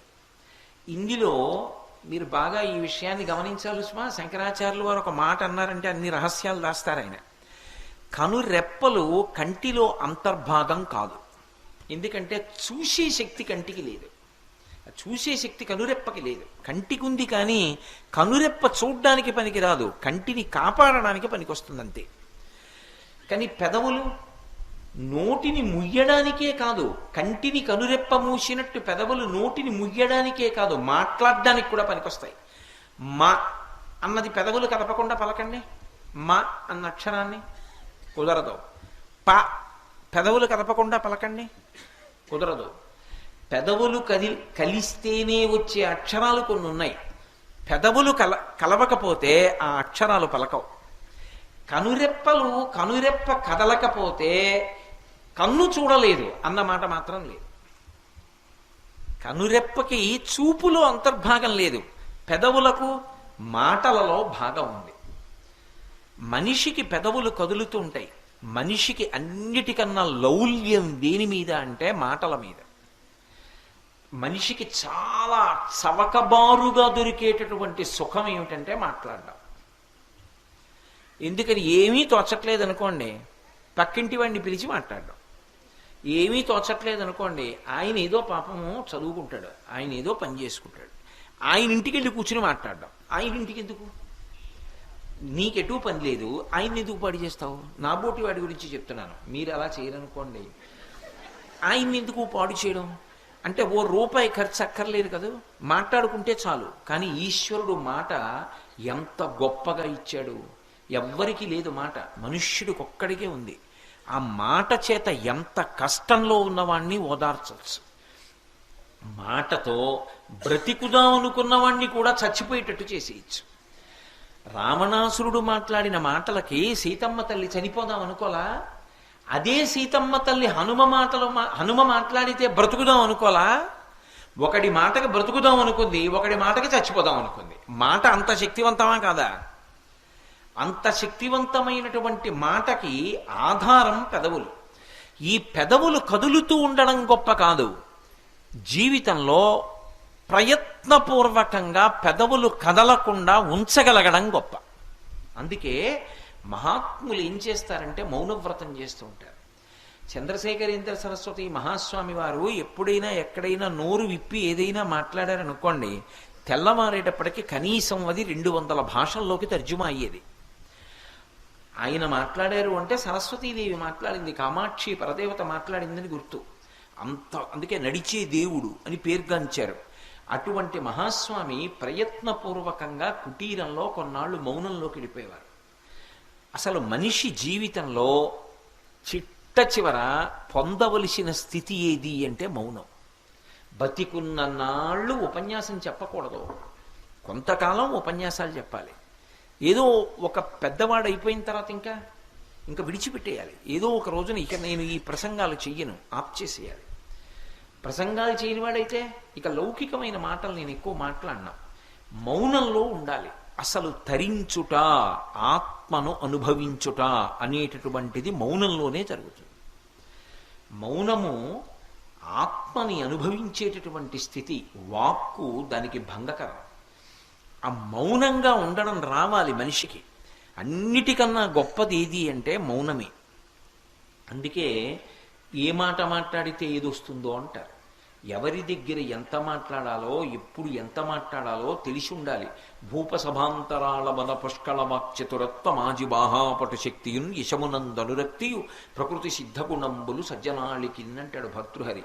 అదే పనిగా మాట్లాడకూడదు. ఎవరితో మాట్లాడుతున్నావో అన్నది దృష్టిలో పెట్టుకుని బహు తక్కువ మాట్లాడాలి.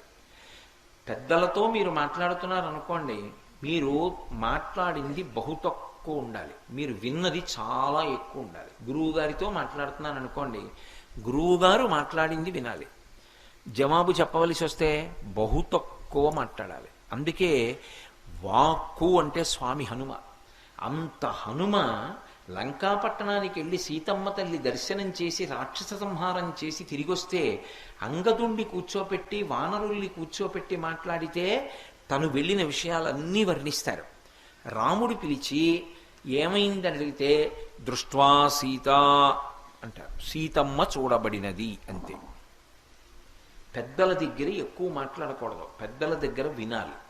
జీవితంలో మౌనం పాటించాలి, తక్కువ మాట్లాడాలి. ఎవరు ఎక్కువ మాట్లాడతాడో వాడి ఆయుర్దాయం తరిగిపోతుంది. 100 సంవత్సరములు బ్రతకవలసిన వాడు ఎక్కువ మాట్లాడేటటువంటి అవసరాన్ని పెట్టుకుంటే 80 సంవత్సరాలకు వెళ్ళిపోతాడు. ఎవరు ఎక్కువ మాట్లాడకుండా ఉంటాడో వాడు దీర్ఘాయుష్మంతుడు అవుతాడు. అందుకే గురువు చేసేటటువంటి మహాత్యాగం ఏమిటి అంటే 10 మందికి మంచి మాటలు చెప్పడమే. గురువుగారు మాట్లాడకుండా కూర్చుంటే లోకానికి జ్ఞానం ఎలా అందుతుంది? తన ఆయుర్దాయం పోతోందని తెలిసి మాట్లాడుతున్నాడు. అది గురువు చేసే త్యాగం. అందుకే గురువు శరీరాన్ని శిష్యులు రక్షించుకుంటారు. మిగిలిన పనుల విషయంలో గురువుగారు ఇబ్బంది పడకుండా చూసుకుంటూ ఉంటారు. కారణం ఏమిటంటే గురువుగారు ఎక్కువ కాలం బ్రతకాలి, బ్రతకపోతే దారి చూపించేవాడు ఎవరు? అందుకని. అంతేకాని అదే పనిగా మాట్లాడండి అనరు. కారణం ఏంటంటే గురువు ఎక్కువ కాలం బ్రతకాలి కాబట్టి, లేకపోతే లోకంలో దారి చూపించేవాడు ఉండడని. ఈ మౌనంగా ఉండండి అని చెప్పవలసి వస్తే మనం ఏమంటాం? నోటి మీద వేలేసి చూపిస్తాం. ఇలా వేలు పెడతాం, చెయ్యి ఇలా అడ్డు పెట్టామంటే దానికి రెండు అర్థాలు. ఇలా అన్నాను అనుకోండి, మాట్లాడకండి అని. ఇలా పెట్టుకున్నాను అనుకోండి, నోటికి చెయ్యి అడ్డు, ఎదురుగుండా ఉన్నవారు పెద్దలు అని గుర్తు. ఎక్కువ నేను మాట్లాడను, బహు తక్కువ మాట్లాడతాను, ఎక్కువ వింటాను అని గుర్తు. ఏమిటంటే ఇలా పెట్టు కూర్చుంటాం. నేను మా గురువుగారి దగ్గరికి వెళ్ళాను అనుకోండి, ఇలా కూర్చుంటాను మొదట వెళ్ళగానే. అంటే గురువుగారు నేను ఎక్కువ మాట్లాడను, మీరు మాట్లాడింది నేను వింటాను. ఇలా చెయ్యి అడ్డు పెట్టుకున్నాడు అంటే వాడికి జీవితంలో ఎలా బ్రతకాలో, ఎన్ని మాటలు మాట్లాడాలో, ఎంత మౌనం పాటించాలో వాడికి తెలుసని గుర్తు. అందుకే ఇప్పటికీ దేవతా స్వరూపాల్లో హనుమ ఒక్కరే ఇలా పెడతారు. ఆజ్ఞాపాలక హనుమ అని రామచంద్రమూర్తి దగ్గర ఉంటే ఇలా ఉంటారు హనుమ. మీరు ఇప్పటికీ తిరుపతి వెడితే తీర్థం ఇచ్చే దగ్గర చూస్తే ఇలా పెట్టి ఉంటారు. క్యాలెండర్లు కూడా వచ్చాయి ఆ మధ్య, అందులో ఉంటారు ఇలా చెయ్యి అడ్డు పెట్టి ఇలా పెట్టుకుని ఉంటారు, ఇలా నిలువుగా పెట్టి ఉంటారు. ఆజ్ఞాపాలక హనుమ అంటారు. మనిషి ఎక్కువ మాట్లాడకూడదు, తక్కువ మాట్లాడాలి, ఎక్కువ వినాలి. అందుకే ఒక నోరు రెండు చెవులు. ఇది లోకానికి చెప్పడానికి ఏనుగు యొక్క ముఖం చెప్తుంది. అందుకే మీరు చూడండి, చెయ్యి వేరుగా ఉంటుంది, నోరు వేరుగా ఉంటుంది. మిగిలిన ప్రాణులకి చెయ్యి ఇలా అడ్డం పెడితేనే తెలుస్తుంది. ఏనుగు ఒక్కదానికి మాత్రం నోటికి అడ్డంగా చెయ్యి వస్తుంది. నోరు కిందకు ఉంటుంది, తొండం అడ్డంగా ఉంటుంది. దాని తొండమే దానికి చెయ్యి అయినప్పుడు, తొండం అడ్డంగా ఉంది అంటే చెయ్యి అడ్డంగా ఉందా లేదా? నోటికి అడ్డంగా చెయ్యి పెట్టుకున్నటువంటి ప్రాణి ఎవరు? తనంత తానుగా ఏనుగొక్కటే. దంతములు రెండు పక్కకి ఉంటాయి, అవి నవలడానికి పనికిరావు.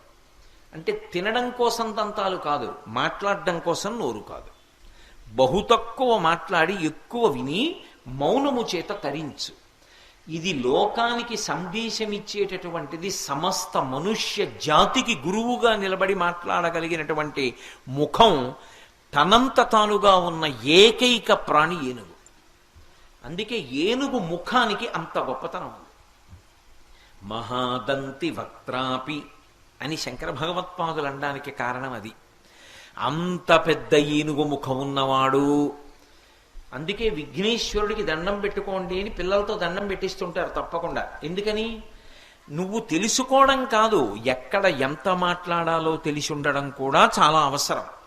ఎక్కడ మాట్లాడుతున్నప్పుడు ఏది జ్ఞాపకం రావాలో అది రావాలి. ఎక్కడ ఎక్కువ మాట్లాడకూడదో అక్కడ మాట్లాడకుండా కూర్చోగలగాలి. నేను ఇక్కడికి వచ్చాననుకోండి, మాట్లాడకుండా కూర్చోకూడదు. నేను మాట్లాడినంతసేపు ధారాళంగా మాట్లాడాలి. నేను రేపు ఉద్యోగం చేయడానికి వెళ్ళాను అనుకోండి, నిశ్శబ్దంగా కూర్చుని నా పని నేను చేసుకోవాలి. అక్కడికి కూడా వెళ్ళి నేను వినాయక వైభవం చెప్తానండి అన్నాను అనుకోండి, నువ్వు ఉద్యోగంలోకి రావద్దని చెప్తారు కదా. ఎక్కడ ఏం చెయ్యాలో అది చెయ్యాలి. అంతేకాని అన్ని వేళలా ఒకలా ప్రవర్తించకూడదు. అదే పనిగా మాట్లాడుతూ ఉండకూడదు మనిషి.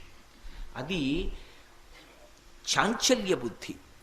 మనిషి తొందరగా పాడయ్యేది, ఎక్కువ పాపాన్ని మూట కట్టుకునేది దేనివల్ల అంటే మాటల వలననే మూట కట్టుకుంటాడు. ఎందుకంటే మాటకి లౌల్యం ఉంటుంది, అందులో ఒక సంతోషం ఉంటుంది. అవతల వాడిని వెటకారం చేసి మాట్లాడడంలో ఓ సంతోషం ఉంటుంది. అదే పనిగా వెటకారం ఆడుతున్నాడు అనుకోండి, పాపం మూట కట్టుకుంటాడు. ఎక్కువ పాపం దేనివల్ల మూట కట్టుకుంటాడు అంటే మాటల చేత మూట కట్టుకుంటాడు. అందుకే దోషం దొల్లకుండా ఉండాలి అంటే తక్కువ మాటలు మాట్లాడాలి తప్ప ఎక్కువ మాట్లాడకూడదు. నోటికి చెయ్యడ్డు పెట్టుకుని మనుష్య ప్రాణి ఎలా బ్రతకాలో సూచించేటటువంటి ముఖము తనంత తానుగా ఉన్నవాడెవరు అంటే విఘ్నేశ్వరుడు. పైగా వేదం ప్రమాణవాక్కు మనకి. ఆ వేదం 84 లక్షల జీవరాశుల్లో 3 ప్రాణులను ఉత్కృష్ట ప్రాణులు అని పిలిచింది. ఉత్కృష్ట ప్రాణులు అంటే చాలా గొప్పవి అంది. ఏ కారణం చేత వీళ్ళు ముగ్గురు గొప్పవారు అని అడిగారు. అడిగితే వేదం ఈ ముగ్గురు ద్వైపములు అంది. ద్వైపం అంది. ద్వైపం అంటే ఏదైనా పుచ్చుకోవాలి లోపలికి అంటే 2 అంచెలలో తీసుకోవాలి. ఒకరికి ఇచ్చేయాలి అంటే ఒక అంచెలో ఇచ్చేస్తే అటువంటి ప్రాణులని ద్వైపములు అంటారు. తప్ప ఒక అంచెలో లోపలికి పుచ్చుకుని ఇచ్చేటప్పుడు 2 అంచెల్లో ఇచ్చిందనుకోండి హీనప్రాణి అని గుర్తు. 2 అంచెలలో లోపలికి పుచ్చుకొని ఒక అంచెలో బయటికి ఇచ్చే ప్రాణులు అన్ని ప్రాణులలో 3 ఉన్నాయి. 1 మనుష్యుడు, 2 కోతి, 3 ఏనుగు, 4 లేదు. నేను చెప్పట్లేదు, వేదం చెప్పింది ఈ మాట. ఎందుకని? నేను అన్నం తినాలనుకోండి, లేకపోతే నేను పండు తినాలనుకున్నాను అనుకోండి, ముందు చెయ్యి పెట్టి పండు పట్టుకోవాలి. 1 తెచ్చి నోటి దగ్గర పెట్టుకోవాలి. 2 అంచెల్లో కదుపుచ్చుకుంటున్నాను. అన్నం తినాలి, చెయ్యి పెట్టి అన్నం ముద్ద తీయాలి, అప్పుడు నోట్లో పెట్టుకోవాలి. 2 అంచెలు. నేను మీ దగ్గర నుంచి ఓ యాపిల్ పండు పుచ్చుకోవాలి, నేను ఇలా తీసుకోవాలి, నా దగ్గర పెట్టుకోవాలి. 2 అంచెలు. పుచ్చుకోవాలంటే 2 అంచెలు, ఇవ్వాలంటే నేను మీకు పండు ఇచ్చేయాలనుకున్నాను అనుకోండి, ఇలా తీసి ఇచ్చేస్తాను. ఇచ్చేసేటప్పుడు 1 అంచె, పుచ్చుకోవాలంటే 2 అంచెలు. అంటే పుచ్చుకోవడం తక్కువ పుచ్చుకో, ఒకరికి పెట్టుకోవడం ఎక్కువ పెట్టుకో. ఇది సహజంగా ఉన్న ప్రాణులు ఏవి అంటే 2. కోతి అంతే, చేత్తో ఒకసారి పుచ్చుకుని నోట్లో పెట్టుకు తింటుంది. అదే కాలుగా వాడుకుంటుంది, మళ్ళీ ఇలా పట్టుకుని నోట్లో పెట్టుకుంటుంది. ఏనుగంతే, తొండంతో పట్టుకుంటుంది, నోట్లో పెట్టుకుంటుంది. ఇచ్చేయాల్సి వచ్చింది అనుకోండి, అక్కడ ఉన్న అరటిపళ్ళ అత్తలం తీసి ఇలా ఇచ్చేస్తుంది. ఇవ్వడం 1 అంచె, పుచ్చుకోవడం 2 అంచెలు. అసలు మనిషి బతుకు ఎలా ఉండాలో చెప్పేటటువంటివి, అలా బ్రతికేటటువంటివి చెయ్యడంలోనే, ఇలా చెయ్యడం ద్వారా నువ్వు ఎలా బ్రతకాలో నేర్చుకో అన్నది అంతర్లీనంగా ఉండేటటువంటి ప్రాణులు, అటువంటి శరీరాలు ఈ 2 అంచెలలో పుచ్చుకునేవి, 1 అంచెలో ఇచ్చేవి 3 ప్రాణులే. అందులో ఏనుగు 1. అందుకే ఏనుగు ముఖానికి అంత ప్రశస్తి వచ్చింది, ద్వైపం కాబట్టది. అందుకని మహాదంతి వక్త్రాపి పంచాస్య మాన్య. అంతేనా? కాదు, మహాదంతి అంటే పెద్ద ఏనుగు. ఏనుగు ముఖాన్ని మీరు తెలిసి కానీ తెలియక కానీ చూశారనుకోండి. అందుకే పూర్వం మహారాజుల ఇంటి ముందు ఎప్పుడు కూడా ఏనుగులు నిలబడి ఉండేవి. ఎక్కడో ఏనుగుల శాలలో కట్టడం కాదు, మహారాజు ఇంటి ఎదురుగుండా ఏనుగులు ఎప్పుడు ఘీంకరిస్తుంటాయి. రావణాసురుడు పరమశివుడి మీద స్తోత్రం చేశాడు. స్తోత్రం చేసి దానికి ఫలశ్రుతి చెప్పాడు. ప్రతిరోజు ప్రదోష వేళలో ఎవరు ఈ స్తోత్రం చదువుతారో వాళ్ళ ఇంటి ముందు ఏనుగులు తొండములెత్తి ఘీంకరిస్తుంటాయి అన్నాడు. ఏనుగు ప్రతిరోజు చూడబడినా, ఏనుగు కనపడినా, ఆఖరికి కలలో ఏనుగు కనపడ్డా అది ఏదో విశేషమైన అదృష్టాన్ని కటాక్షిస్తుంది. ఏనుగు ముఖాన్ని ఒకసారి చూస్తే చాలు, ఐశ్వర్యం కలుగుతుంది, పీడ పోతుంది. అంత గొప్పది ఏనుగు. ఎందువలన అంటే ఏనుగు యొక్క కుంభస్థలంలో లక్ష్మీదేవి ఉంటుంది. అందుకే ఒక చక్రవర్తి వెళ్ళాలి అంటే ఏనుగు యొక్క కుంభస్థలానికి దగ్గరగా అంబారీ కట్టి కూర్చోపెడతారు. ఎందుకని? ఆయన చక్రవర్తి కాబట్టి లక్ష్మీ స్థానం మీద పెడతాడు. ఒక మహావిద్వాంసుడు ఉన్నాడు అనుకోండి, అంతటి మహావిద్వాంసుడు అంటే ఆయన్ని గౌరవించాలి అంటే ఏనుగు మీద కూర్చోపెట్టి పురవీధులలో ఊరిరిగింపు చేస్తారు. గజారోహణం చేశారండి ఆయనకి అంటారు, అంటే ఏనుగు ఎక్కించారండి ఆయన్ని అంటారు. ఏనుగు ఒక్కటే అంత ఉత్కృష్ట ప్రాణి. లక్ష్మీస్థానం కుంభస్థలంలో ఉంటుంది. 5 చోట్లే ఉంటుంది లక్ష్మీదేవి.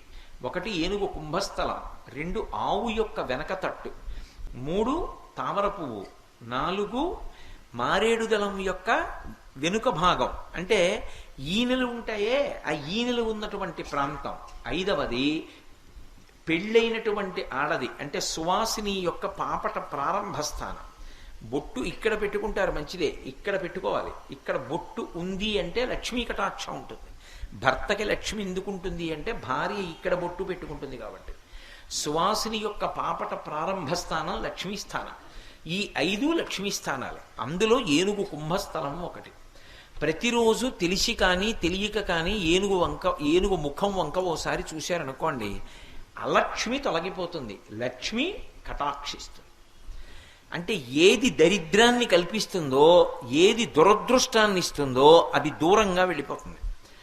ఏది కలిసొచ్చేట్టు చేస్తుందో అది కలిసొచ్చేటట్టు చేస్తుంది. ఇది దేని వలన సంభవము అంటే ఏనుగు యొక్క ముఖాన్ని చూడడం వల్ల సంభవం. ప్రతిరోజు ఏనుగు ముఖం మనకు ఎలా కనపడుతుంది? అందుకే తాను దేవతాస్వరూపమై ఏనుగు ముఖంతో నిలబడ్డాడు ఆయన. మనం ఆదౌ పూజ్యో గణాధిప, ఒక్కసారి విఘ్నేశ్వరుడి మూర్తి వంక చూసి ఇలా నమస్కారం చేశామనుకోండి, ఏనుగు ముఖాన్ని తెలిసో తెలియకో మీరు చూశారు కాబట్టి దురదృష్టం పక్కకెడుతుంది, అదృష్టం కలిసి వస్తుంది. అంతటి అనుగ్రహాన్ని ఇవ్వగలిగిన వాడు ఎవరు అంటే ఒక్క ఏనుగు ముఖంతో ఉండేటటువంటి విఘ్నేశ్వరుడి వలన మాత్రమే సంభవమవుతుంది. అందుకే శ్లోకం పూర్తి చేస్తూ కళ్యాణ రూప అన్నారు శంకరాచార్యులు వారు. కళ్యాణ రూప అంటే చూసినంత మాత్రం చేత ఎవరు శోభనములను ఇవ్వగలరో, ఎవరు శుభములను కటాక్షించగలరో అటువంటి వాణ్ణి కళ్యాణమూర్తి అని పిలుస్తారు. అంటే మనకి శుభములను ఇవ్వగలిగిన వాడు. ఆయనకి మీరు ప్రత్యేకంగా ఇంకా ఏం చేశారు అన్నదాంతో సంబంధం ఉండదు. మీరొక్కసారి ఆయన వంక చూస్తే చాలు, ఆయన సమస్త అనుగ్రహములను ఇచ్చేస్తారు. అలా ఇవ్వగలిగినటువంటి కళ్యాణ రూపం ఉన్నవాడు కాబట్టి ఆయన మహాదంతి వక్త్రాపి పంచాస్య మాన్య, అంత గొప్ప ఏనుగు ముఖంతో ప్రకాశిస్తూ ఉంటాడు. అంతేనా దాని విశేషం? కాదు. అందులో ఇంకొక పెద్ద రహస్యం ఉంది. ప్రాణులన్నిటిలోకి పెద్ద ప్రాణి ఏది అంటే ఏనుగు. కానీ దానికి ఒక గొప్ప వైభవం కూడా ఉంది. బుద్ధి అన్ని ప్రాణులలో ఎవరికి ఎక్కువ అంటే ఏనుక్కి ఎక్కువ. సూక్ష్మ బుద్ధి అంటారు. అది ఉపయోగించడం కూడా అలా ఉపయోగిస్తుంది. దాని కళ్ళు చిన్ని చిన్ని కళ్ళు ఉంటాయి. మీరు ఒక పెద్ద దూలం అక్కడ పడేసి ఎత్తు అన్నారనుకోండి, అది తొండం పెట్టి చుట్టి ఎత్తుతుంది. మీరు ఒక చిన్న గుండు సూది కింద పడేసి ఎత్తు అన్నారనుకోండి, అది పరమ సౌలభ్యంగా తొండానికి గుచ్చుకోకుండా గుండు సూది నెత్తి మీ చేతికి గుచ్చుకోకుండా చేతిలో పెడుతుంది. అంత సూక్ష్మమైన విషయాన్ని పట్టుకుంటుంది, అంత స్థూలమైన విషయాన్ని పట్టుకుంటుంది.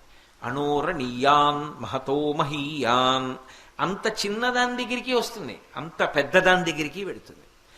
ఇంత బుద్ధి వికసనం కలిగినటువంటి ప్రాణి లోకంలో ఏనుగొక్కటే. మిగిలిన దేనికి కూడా వైభవం లేదు. రెండు, ఏనుగు ఒక్కదానికే ఒక విశేషం, మిగిలిన ఏ ప్రాణికి ఆ విశేషం లేదు. కొన్నాళ్ళు మచ్చిక చేసుకున్నారనుకోండి, దాన్ని కట్టడానికి తీసుకొస్తున్నారనుకోండి, అది మొరాయిస్తుంది, రాదు. అంతవరకు ఎందుకంటే ఒక ఆవు ఉందనుకోండి, పరదేవతా స్వరూపం. కానీ ఆవుని మీరు కొంతసేపు బీడిలో వదిలేసి మీరు కట్టుకోయి దగ్గరికి ఆవుని తీసుకొస్తున్నారనుకోండి, అది రాదు, మొరాయిస్తుంది, కాళ్ళు నిగడదన్ని, నేను రానంటుంది. గట్టిగా లాగి తీసుకురావాలి పలు పట్టుకొని. ఒక్క ఏనుగు మాత్రం ఏం చేస్తుందో తెలుసా? దానికి తెలుసు, నేను తలుచుకుంటే పక్కన ఉన్నటువంటి మావటి వాణ్ణి తొండం పెట్టి చుట్టి నేలకేసి కొట్టగలను, కింద పారేసి నా పాదం పెట్టి తొక్కేయగలనని తెలుసు. ఇంత తెలిసి ఉండి కూడా ఏనుగు తన మీదకెక్కడానికి తానే సాధనమవుతుంది. ఏనుగు మీదకి ఎక్కడం అంత తేలిక కాదు, నిచ్చెనో ఏదో ఉండాలి. అది పక్కకు పోయిందనుకోండి, నిచ్చెన కింద పడిపోతుంది. కానీ ఏనుగు తన మీదకెక్కడానికి తన కాలు తాను చాపుతుంది. మీరు ఎప్పుడన్నా చూశారో లేదో నాకు తెలీదు, గురువాయూరులో రాత్రి ఏనుగులు వెడతాయి కృష్ణ పరమాత్మ యొక్క మూర్తిని పట్టుకుని. ముందు భద్రగజం వస్తుంది. భద్రగజం అంటే ఇగో ఈ పందిరి ఎంత ఎత్తుందో ఇంచుమించు అంత ఎత్తు, ఆ పూలదండ అంత ఎత్తు వరకు ఉంటుంది ఏనుగు. అదేదో నల్ల కొండొచ్చినట్టు ఉంటుంది. అంత పెద్ద ఏనుగు వస్తుంది ముందు, వెనక మిగిలిన ఏనుగులన్నీ వస్తాయి. దాని మీద కృష్ణ పరమాత్మ యొక్క మూర్తిని పెడతారు. అక్కడ కూర్చోవాలి ఎవరు? గుళ్ళో అర్చకుడు. అక్కడ కూర్చుని స్వామివారికి చామరం వేస్తూ గుడి చుట్టూ తిరగాలి ఏనుగు. ఎలా ఎక్కుతాడు దాని మీదకి? మీరు ఎప్పుడైనా చూడాలి చమత్కారం. దాన్ని గట్టిగా అరుస్తారు మావటి. అరవగానే అది ఏం చేస్తుందంటే ఒక్క కాలు ఇలా ఓ పక్కకి జాపుతుంది. జాపి విచిత్రం ఏమిటంటే దాని సంధిబంధములు బయటికి వచ్చేట్టుగా పెడుతుంది. అంటే ఇలా సొట్టలు పడేటట్టుగా పెట్టి పైన ఉన్న విగ్రహం కింద పడకుండా తల ఇలా కొద్దిగా ఉంచుతుంది. అర్చకుడు ఏం చేస్తాడంటే పరిగెత్తుకుంటూ వచ్చి ఎక్కడ సొట్ట పెట్టిందో అక్కడ కాలు పెట్టి గభాలన పైకి దూకి దాని చెవు పట్టుకుంటాడు. చెవి పట్టుకుని తల కదపకుండా అలాగే నించుంటుంది. కొబ్బరి చెట్టు ఎక్కినట్టు అంచెల మీద ఎక్కేసి ఆ పైకి ఎక్కి కూర్చుంటాడు. తన మీదకెక్కడానికి తానే సాధనమవుతుంది, తనని తెలుసుకోవడానికి తానే సాధనమై తానే అనుగ్రహిస్తాడు విఘ్నేశ్వరుడిగా. అందుకే ఏనుగు ముఖంతో ఉంటాడు. ఆయన్ని తెలుసుకోవడం ఎవరికి సాధ్యం? కానీ ఒక్క నమస్కారం పెడితే ఆయన అర్థమయ్యేటట్టు ఆయనే అనుగ్రహిస్తాడు. మావటికి ఏనుగు లొంగిపోతుంది. బక్క మావటిని తొండం పెట్టి చుట్టి నేలకేసి కొట్టేయగలదు. కానీ మీరు ఎప్పుడన్నా చూశారో లేదో, ఏనుగుల శాల అని ఉంటుంది. ఏనుగుల శాల దాకా పెడతారు. వెళ్ళిన తర్వాత పెద్ద ఇనప గొలుసు ఉంటుంది, దాన్ని కాలుకి చుట్టాలి, ఏనుగు కాలుకి చుట్టి కడతారు, మెడకు కట్టరు. ఆ పెద్ద గొలుసు అక్కడ పడుంటే దాన్ని ఎత్తి ఏనుగు కాలుకి తిప్పాలంటే చాలా కష్టం. ఏనుగు ఏం చేస్తుందంటే మావటి పక్కన వచ్చి నిలబడితే తన కాలు ముందుకు పెట్టి గుండ్రంగా స్తంభంలా ఉంటుంది, ఆ స్తంభం పక్కన తన కాలు చాపి తన తొండంతో గొలుసు తీసి చిక్కు లేకుండా చేసి తన కాలు చుట్టూ తిప్పి మావటి చేతికి ఇస్తుంది. యువతలకి తిప్పి తాళం కప్పేసేస్తాడు. ఇప్పుడు తనని కట్టడానికి కాలు చాపింది ఎవరు? ఏనుగే. తన కాలుకి గొలుసు చుట్టుకున్నది ఎవరు? ఏనుగే. తాళం వేసేయమని అందించింది ఎవరు? ఏనుగే. ఇంత గొప్ప పరమాత్మ అయినటువంటి విఘ్నేశ్వరుడు మనలాంటి చిన్న భక్తుడికి వశుడైపోయి నేను నీ చేత బంధింపబడతానరా అని మన గుండెల్లో కూర్చుంటాడు. నేను తొందరగా వశపడిపోతాను సుమా, ఒక్క నమస్కారం భక్తితో చేస్తే చాలు, నేను మీ వెంట ఉంటానని చెప్పడానికి ఆయన మహాదంతి వక్త్రాపి పంచాస్య మాన్య ఏనుగు ముఖంతో ఉంటాడు. శంకర భగవత్పాదులు ఏదైనా ఒక్క మాట అన్నారనుకోండి, ఆయన ఏమీ ఏదో మామూలుగా అనరు. అసలు ఏనుగుని సింహం పూజ చేయడం ఏమిటిరా అన్న ఆలోచన వచ్చేటప్పటికే అలా ఎక్కడ పూజ చేసిందండి అని అడిగి తెలుసుకోవడమే పెద్ద ధ్యానం. అలా ధ్యానం చేయిస్తారు. ఏనుగు ముఖంతోనే విఘ్నేశ్వరుడు ఉండిపోవడం వెనక ఇన్ని మహత్తరమైనటువంటి కారణములు ఉన్నాయి. ఇన్ని కారణముల చేత ఆయన ఏనుగు ముఖంతో ఉన్నాడు. అటువంటి వాణ్ణి విధీంద్రాది మృగ్యా గణేశాభిధామే అన్నారు.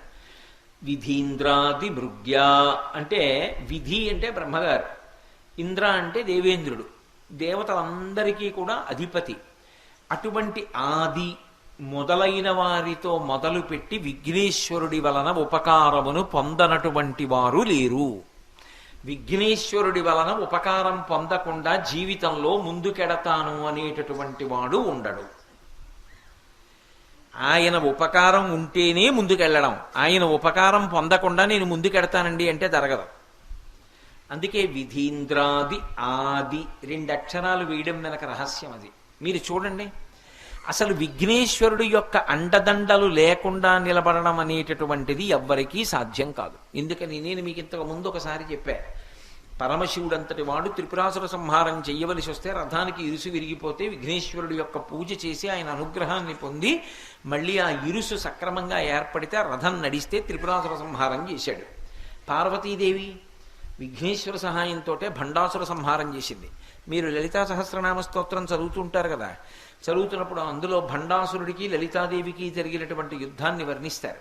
ఆమె అగ్ని ప్రాకారాన్ని నిర్మించింది, అగ్నిహోత్రంతో కోట కట్టింది. అందులో ఆవిడ సైన్యాలన్నీ ఉన్నాయి, వాళ్ళందరూ స్త్రీలు, దేవతాగణాలు, అందరూ ఆవిడ పనుపున యుద్ధం చేస్తున్నారు. భండాసురుడు ఏం చేశాడంటే ఒక్కొక్క అస్త్రం ఉంటుంది లోకంలో, ఆ అస్త్రం ప్రయోగించినప్పుడు ఒక్కొక్క ఫలితం ఉంటుంది. ఇప్పుడు చూడండి, ఏదో atom bomb, hydrogen bomb, nuclear bomb అనే రకరకాల ఆయుధాలు వచ్చాయి. అలా ఆ రోజుల్లో అస్త్రాలు ఉండేవి. ఆ శబ్దశక్తి మంత్రము చేత పనిచేస్తాయి. ఏదో జృంభణాస్త్రము అన్నారనుకోండి, అది అభిమంత్రించి విడిచిపెడితే అందరికీ ఆవలింతొచ్చి మత్తొచ్చి పడుకుంటారు. అలా ఆయన ఏం చేశాడంటే అమ్మవారి యొక్క అగ్ని కోటలోకి మహాగణేశ యంత్రాన్ని విసిరి అది ఆ కోటలో ఎవరికీ కనపడకుండా ఒక మూల మట్టిలో కప్పెట్టేశాడు. ఇప్పుడు అది పైకి కనపడదు, యంత్రం లోపల పెట్టేస్తారు. యంత్రాన్ని ఎప్పుడు పైన పెట్టరు, యంత్రం భూమి లోపల పెడతారు. కానీ దాని శక్తి పైకి వస్తూ ఉంటుంది, వచ్చి ఆ కార్యక్రమాన్ని అంతటిని నడిపించేస్తుంటుంది. ఆ శక్తి ఉంటుంది యంత్రానికి. వాడు మహాగణేశ యంత్రాన్ని పెట్టాడు భండాసురుడు. ఆ యంత్రం ఎప్పుడైతే పెట్టాడో అమ్మవారి సైన్యం అంతట్లో ఒక ఆలోచన వచ్చింది. అసలు మనం ఎందుకు చేయాలి ఈవిడ పనుపున యుద్ధం? మనందరం యుద్ధం చేయడం ఏమిటి? ఈవిడ మనకి చక్రవర్తిని ఏమిటి? మనం ఎందుకు యుద్ధం చేయాలి? మనం చెయ్యొద్దు, మనందరం కూడా ఆయుధాలు విడిచిపెట్టేసి దూరంగా పోదాం అని వాళ్ళందరూ ఆయుధాలు విడిచిపెట్టి వెళ్ళిపోయారు. యుద్ధంలో అమ్మవారి పనుపున యుద్ధం చేసేటటువంటి సైన్యం లేకుండా పోయింది. ఎంత ఆశ్చర్యం! అప్పుడు అమ్మవారు ఆలోచించింది, ఎందుకు ఇలా జరిగిందని. ఓ, మహాగణేశ యంత్రాన్ని పెట్టాడు వాడు. ఆ విఘ్న యంత్రాన్ని పెట్టడం వల్ల నా సైన్యం అంతా కూడా నా పట్ల విముఖులైపోయారు. నాకు విఘ్నం వచ్చింది. ఇప్పుడు నా సైన్యం నాకే ఉపకారం చేయట్లేదు. విఘ్నం వచ్చిందా లేదా? ఇది పోగొట్టాలంటే ఒక్క విఘ్నేశ్వరుడు పోగొట్టాలి. ఆవిడేం చేసింది? మళ్ళీ అవతారంగా రావాలి అంటే ఆయన అంతకు ముందు లేనివాడు అనుకోకూడదు, ఎప్పుడూ ఉంటాడు, అవతారంగా వస్తూ ఉంటాడు. విఘ్నేశ్వరుడు పుట్టడం కోసం ఆవిడేం చేసింది? తన భర్త మహాకామేశ్వరుడు ఉన్నాడు, ఆయన ఇటు కుడి పక్కన కూర్చుంటే ఎడం పక్కన అమ్మవారు కూర్చుంటుంది. ఒక్కసారి కామేశ్వర ముఖాలోక కల్పిత శ్రీ గణేశ్వర చదువుతున్నారు కదా లలితా సహస్రంలో మీరు. మహాకామేశ్వరుడి వంక ప్రేమతో చూసింది నవ్వుతూ. మహాకామేశ్వరుడు మహాకామేశ్వరి లలితా పరాభట్టారిక వంక ప్రేమతో చూశాడు. ఇద్దరు నవ్వుతూ ఒకళ్ళనొకళ్ళు చూసుకునేటప్పటికీ ఇద్దరి నవ్వుల యొక్క కాంతులలోంచి విఘ్నేశ్వరుడు పుట్టాడు. ఒక్కసారి అమ్మకి నమస్కారం చేసి, మీకు చెప్పే కదా సదాబాల రూపాపి, అందుకు శంకరాచార్యులు వారు అంటారు పిల్లవాడిగానే ఉపకారం చేస్తామని. అందుకే పిల్లలు కొబ్బరి చెక్క తింటే ఆయనకి అంత ఇష్టం. మీకు విచిత్రం ఏంటంటే విఘ్నేశ్వరుడికి నైవేద్యం పెట్టినటువంటి ప్రసాదాన్ని ముందు పిల్లలకి పెట్టకుండా పెద్దవాళ్ళు తినేస్తే ఆయన చికాకు పడతాడు. పిల్లలకి పెట్టాలి ప్రసాదం. కాబట్టి మిగిలిన చోట్ల అంతా పెద్దవాళ్ళకి పెడతారు విఐపీలని. విఐపీలు ఎవరంటే విఘ్నేశ్వరుడికి పిల్లలకి పెట్టాలి. కాబట్టి మహానుభావుడు విఘ్నేశ్వరుడు ఏం చేశాడంటే అవతారంగా వచ్చి అమ్మ చుట్టూ ప్రదక్షిణం చేసి నమస్కారం చేసి, అమ్మ ఆజ్ఞ, ఏం చేయమంటావు అన్నాడు. ఒరేవాడు విఘ్నయంత్రాన్ని తీసుకొచ్చి అగ్ని ప్రాకారంలో ఎక్కడో పాతిపెట్టాడురా, నా సైన్యం అంతా నాకు విముఖులైపోయారు, ఆ యంత్రాన్ని పగలగొట్టేయండి అమ్మవారు. ఆయనకి సంబంధించిన యంత్రమేది విఘ్నయంత్రం, ఆయనకి తెలియదు ఎక్కడ ఉంటుందో. ఆయన వచ్చి చూశాడు, పసిగట్టాడు ఇక్కడుంది విఘ్నయంత్రం అని. మహాగణేశ నిర్భిన్న విఘ్నయంత్ర ప్రహర్షిత, వెంటనే చూసి తొండంతో అదంతా తవ్వేసి పైకి తీశాడు. తీసి ఆ యంత్రాన్ని తన యొక్క దంతముల చేత పొడిచి బదలగొట్టేశాడు. బదలగొట్టేయగానే అమ్మవారి సైన్యం అంతా లేచింది. ఇదేమిటి ఇంత పొరపాటు చేశాం? అమ్మవారి దగ్గర మనం కింకరులుగా ఉండి తల్లి పరుపున యుద్ధం చేయకపోవడం ఏమిటి? చాలా పెద్ద తప్పు చేశాం మనం, బయలుదేరండి మనందరం అమ్మవారి పరుపున యుద్ధం చేస్తామని యుద్ధానికి వెళ్ళారు. ఇప్పుడు అమ్మవారు ప్రహర్షిత, తన కొడుకు చేసిన ఉపకారానికి ఆవిడ పొంగిపోయింది. అమ్మవారికి కూడా భండాసురుడితో యుద్ధం జరిగినప్పుడు విఘ్నేశ్వరుడు ఉపకారం చేశాడా లేదా? తండ్రికి ఉపకారం చేశాడు, తల్లికి ఉపకారం చేశాడు, మేనమామ శ్రీ మహావిష్ణువుకు ఉపకారం చేశాడు. నిన్ననే చెప్పా మీకు, రంగనాథస్వామిని శ్రీరంగంలో ఉండేటట్టుగా చేసిన వాడు ఎవరు? విఘ్నేశ్వరుడే. అంతేకాదు, ఒకప్పుడు శ్రీ మహావిష్ణువు రామావతారంలో వచ్చారు.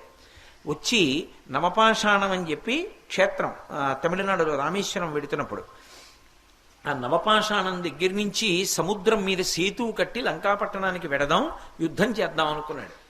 అనుకుని పక్కనే ఉప్పూరు అని ఒక క్షేత్రం, ఇప్పటికీ కూడా ఎన్ని కష్టాలున్న వాళ్ళు కూడా ఉప్పూరు ఎడుతూ ఉంటారు. ఉప్పూరులో విఘ్నేశ్వరుడికి గుడి ఉండదు, తొండి వినాయకుడు అంటారు. ఆయన పందిట్లో ఉంటాడు, తాటాకు పందిట్లో ఉంటాడు.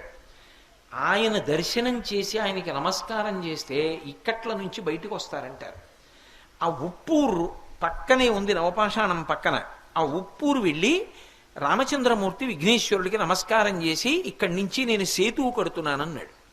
వెంటనే మేనమామ కదా మరి, శ్రీ మహావిష్ణువు రామావతారంలో వచ్చారు, మనుష్యుడిగా ప్రవర్తిస్తున్నాడు, అందుకని మేనమామనంటే ఒప్పుకోడు.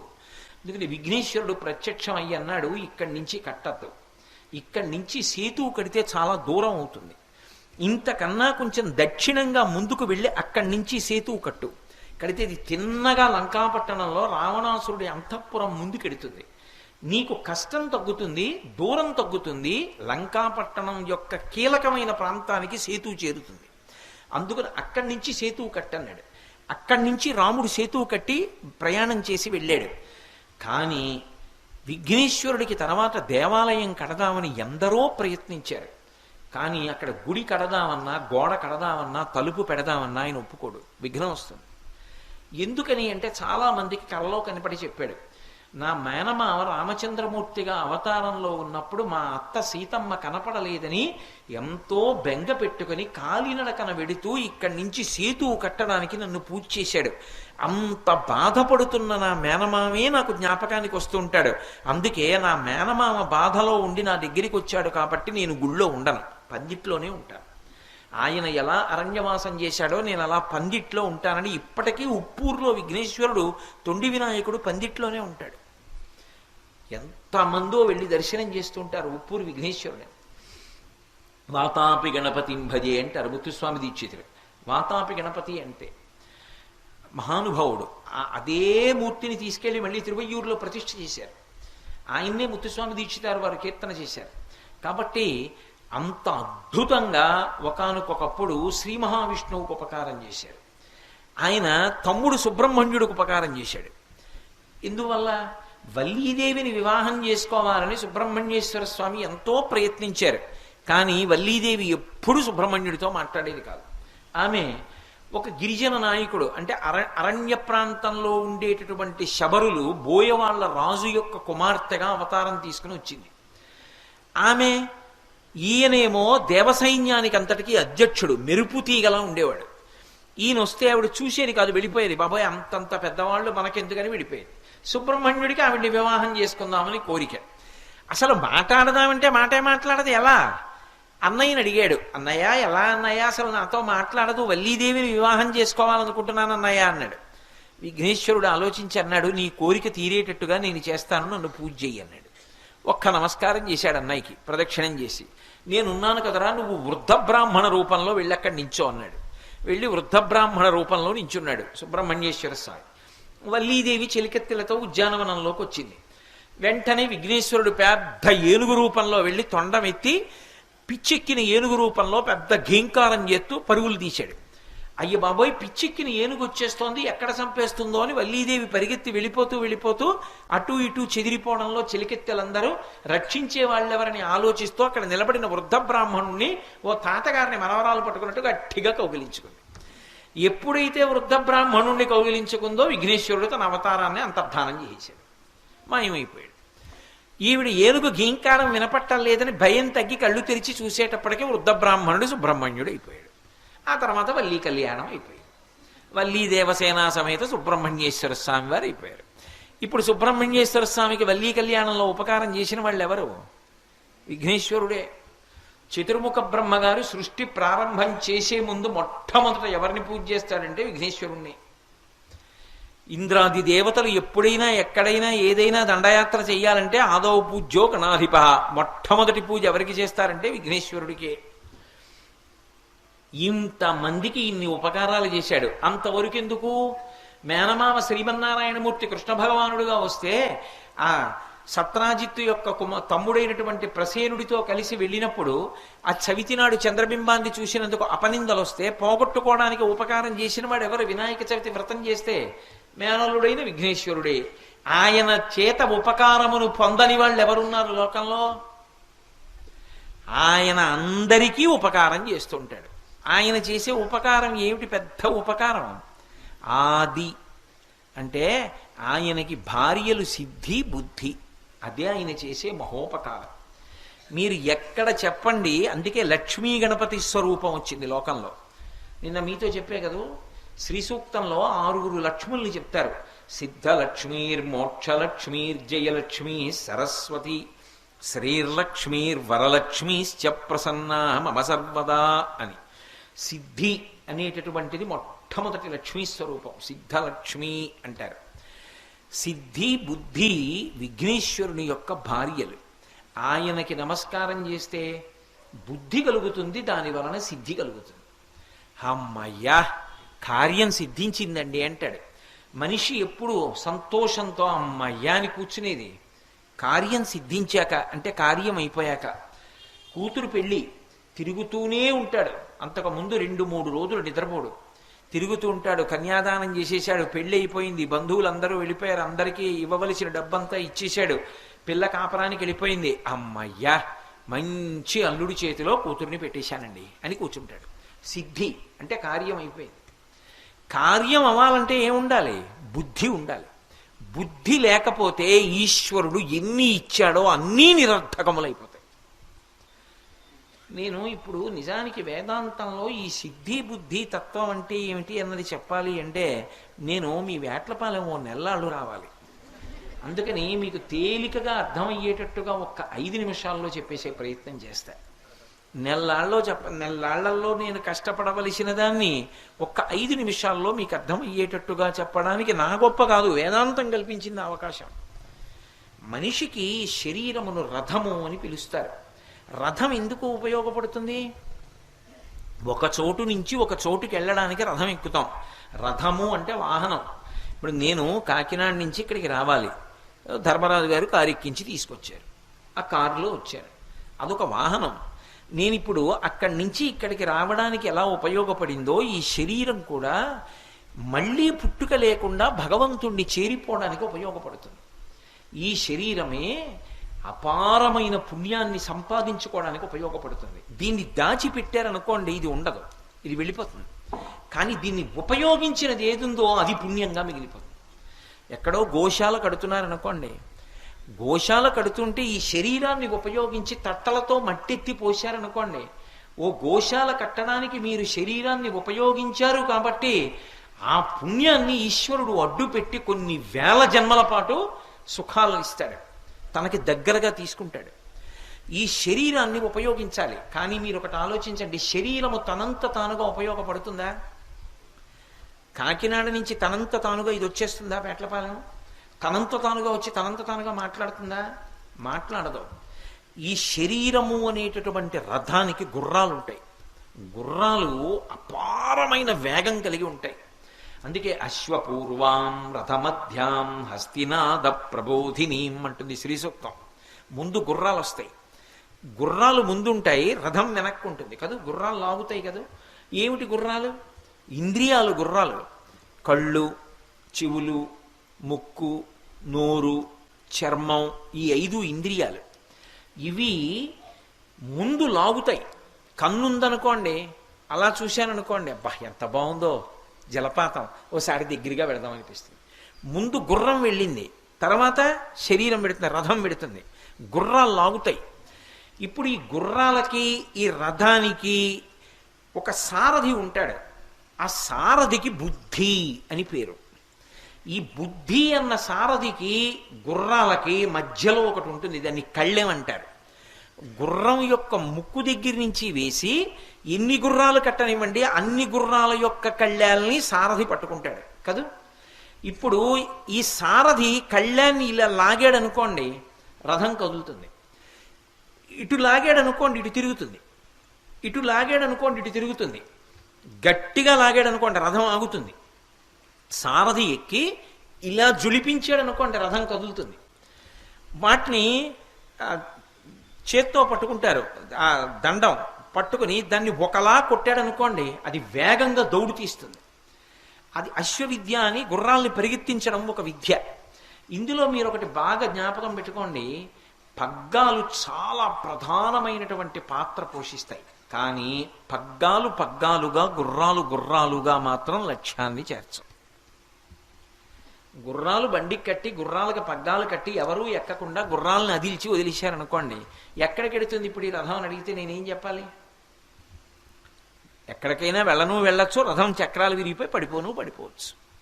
అది ఇక్కడికి ఎడుతుందని చెప్పడం కష్టం. పైగా అటువంటి రథం వెడుతుంటే రహదారి మీద ఎవరు నిలబడరు, దూరంగా పారిపోతారు. దాని మీద సారథి లేడరా, ఎవరి మీదకి వచ్చేస్తుందో అంటారు కాదు. ఇప్పుడు ఈ పగ్గాలు అటు గుర్రాన్ని తగిలి ఉంటాయి, ఇటు సారథి చేతిలో ఉంటాయి. ఈయన ఎటు లాగుతాడన్న దాన్ని బట్టి గుర్రాలు ఎట్టెడతాయి. గుర్రాలు ఎట్టెడతాయో రథం అట్టెడుతుంది. అప్పుడే రథం లక్ష్యాన్ని చేరుతుంది.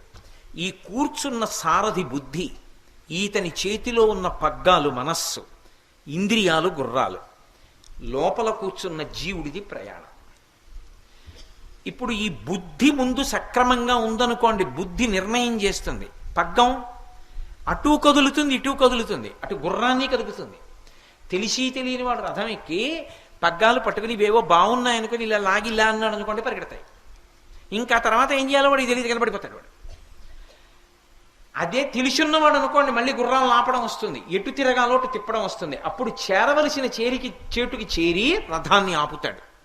రహదారి మీద ఎవరు భయపడరు. ఈ పగ్గాలు మనస్సు. గుర్రానికి వేగం ఉంది, మనస్సుకి గుర్రం కన్నా వేగం ఉంది. అది విచిత్రం. లోకంలో పగ్గాలకి గుర్రం కన్నా వేగం ఉండదు, పరిగెత్తవు పగ్గాలు. కానీ ఇక్కడి పగ్గాలకి ఏమిటంటే గుర్రం కన్నా వేగం, ఇంద్రియాల కన్నా వేగంగా మనసు పరిగెడుతుంది. ఇంత పరిగెత్తగలిగినటువంటి మనస్సు అదుపు చేయకపోతే దాన్ని ఆపడం ఎవరి తరం కాదు. ఇక్కడ కూర్చుని కాశీ వెళ్ళిపోతుంది, ఇక్కడ కూర్చుని తిరుపతి వెళ్ళిపోతుంది, ఇక్కడ కూర్చుని వెళ్ళకూడని చోటుకి మనసు వెళ్ళిందనుకోండి, ఇష్టపడ్డాడు అనుకోండి దాన్ని పతనం అయిపోతాడు. అందుకే మనిషి మనసు దేన్ని బట్టి పనిచేస్తుంది అంటే గుర్రాల్ని బట్టి పనిచేస్తుంటుంది. అటువైపు తగిలింది కదా మరి తాడు, అటు ఉంది ఇటు ఉంది పగ్గం. మీరు దేన్ని చూశారో దాన్ని లోపలికి తీసుకుంటుంది. ఈ గుర్రాలు అయితే ముందుకే పెడతాయి, ఈ గుర్రాలు ఏం చేస్తాయంటే బయట దాన్ని లోపలికి తెస్తాయి. నేను చూడకూడని దాన్ని అదే పనిగా చూశాను అనుకోండి, మనసు దాన్ని బట్టి ప్రభావితం అవుతుంది. నేను టీవీ పెట్టుకుని ఒకళ్ళనొకళ్ళు చావగొట్టేసుకోవడం ఓ గంట సేపు చూశాను అనుకోండి, నా మనసంతా కూడా రజోగుణంతో ఉంటుంది. నేను టీవీ పెట్టుకుని మంచి వీణాగానం విన్నాను అనుకోండి, మంచి సంగీతం విన్నాను అనుకోండి. ఈ మధ్య నాకు ఎవరో హరిప్రసాద్ చౌరాసియా ఒక నదీ ప్రవాహం వెళ్ళి సముద్రంలో కలిసిపోవడం ఎలా ఉంటుంది అనేటటువంటి దాని గురించి ఆయన చేసిన కచేరీ క్యాసెట్ ఇచ్చారు. ఏమిటి అసలు అలా ఎలా వాయించారు ఈయన, విందామని చెప్పి నేను ఒక రోజు రాత్రి పెట్టుకు విన్నాను. నది పుట్టినప్పుడు చాలా మెల్లగా పుడుతుంది, మధ్యలోకి వచ్చేటప్పటికి పెద్ద పెద్ద సుడులతో ప్రవహిస్తుంది. సాగర సంగమం దగ్గరికి వెళ్ళేటప్పటికీ సముద్ర జలాలు ముందుకొస్తాయి నది దగ్గరికి. మీరు ఎప్పుడైనా చూశారో లేదో, నేను ఒకప్పుడు మా చంటిబాబు గారి పుణ్యమాని గోదావరి నదిలో పడవెక్కి సాగర సంగమం వైపుకి వెళ్ళాను. వెళ్ళినప్పుడు చూసే సముద్ర జలాలు నది వైపుకి వస్తాయి, ముందుకి వచ్చి నదిని కలుపుకుంటాయి. నదీముఖము అంటారు, అందుకే వాల్మీకి మహర్షి అంత అందంగా పిలిచారు. తానే ముందుకు వస్తుంది, పురుషుడు చెయ్యి చాపి పుచ్చుకున్నట్టుగా భార్యని నది వస్తుంటే సముద్రం ముందుకొచ్చి అందుకుంటుంది. అక్కడ నీటిని గుద్దుకుంటుంది. ఆ గుద్దుకున్నప్పుడు చప్పుడు వేరుగా ఉంటుంది. అసలు ఆయన వాయించినది విని నేను తెల్లబోయాను. నాకు రాత్రి పడుకున్నా కూడా ఏదో అవ్యాజమైనటువంటి ప్రశాంతత, ఏదో నది ప్రవహిస్తున్నటువంటి చప్పుడు, మనసు ఎందుకో ఎంత ప్రశాంతంగా అయిపోయిందో. నీటి యొక్క ప్రవాహపు చప్పుడు వింటుంటే సముద్రహోరు కాదు, నీటి ప్రవాహ చప్పుడు చిన్న అలా వెడుతున్న చప్పుడు వింటే మనసు లయం అవుతుంది. మనసుకి లక్షణం ఉంటుంది. అటు గుర్రాన్ని ఇటు బుద్ధిని కూడా తగిలింది కదూ, అటు కదులుతుంది ఇటు కదులుతుంది, దానికి అది లక్షణం పగ్గానికి. అందుకే మీరు ఏది చూస్తున్నారో దాన్ని బట్టి ప్రభావితం అవుతుంది, మీరేం తింటున్నారో దాన్ని బట్టి ప్రభావితం అవుతుంది, మీరేం వింటున్నారో దాన్ని బట్టి ప్రభావితం అవుతుంది. నేను మంచి విషయాలు విన్నాను అనుకోండి, మనస్సు ప్రశాంతంగా ఉంటుంది. నేను చెడ్డ విషయాలు విన్నాను అనుకోండి, ఉద్రేకంతో ఉంటుంది. నేను కారులో వస్తున్నప్పుడు మిమ్మల్ని వాడు అలా తిట్టాడండి, వీడు ఇలా తిట్టాడండి, వాడు మీ సంగతి చెప్తానంటున్నాడండి, వాడు మీ మీద కుట్ర చేస్తున్నాడండి అన్నారు అనుకోండి, నేను అన్నీ విని కారు దిగాను అనుకోండి, ఈ దిక్కుమాల ప్రసంగాలు నాకు ఎందుకు అనిపిస్తుంది. నాకు చికాగ్గా ఉంటుంది, కోపంగా ఉంటుంది. ఎవరైనా పలకరిస్తే చికాకు పడతాను. ఎందుకని?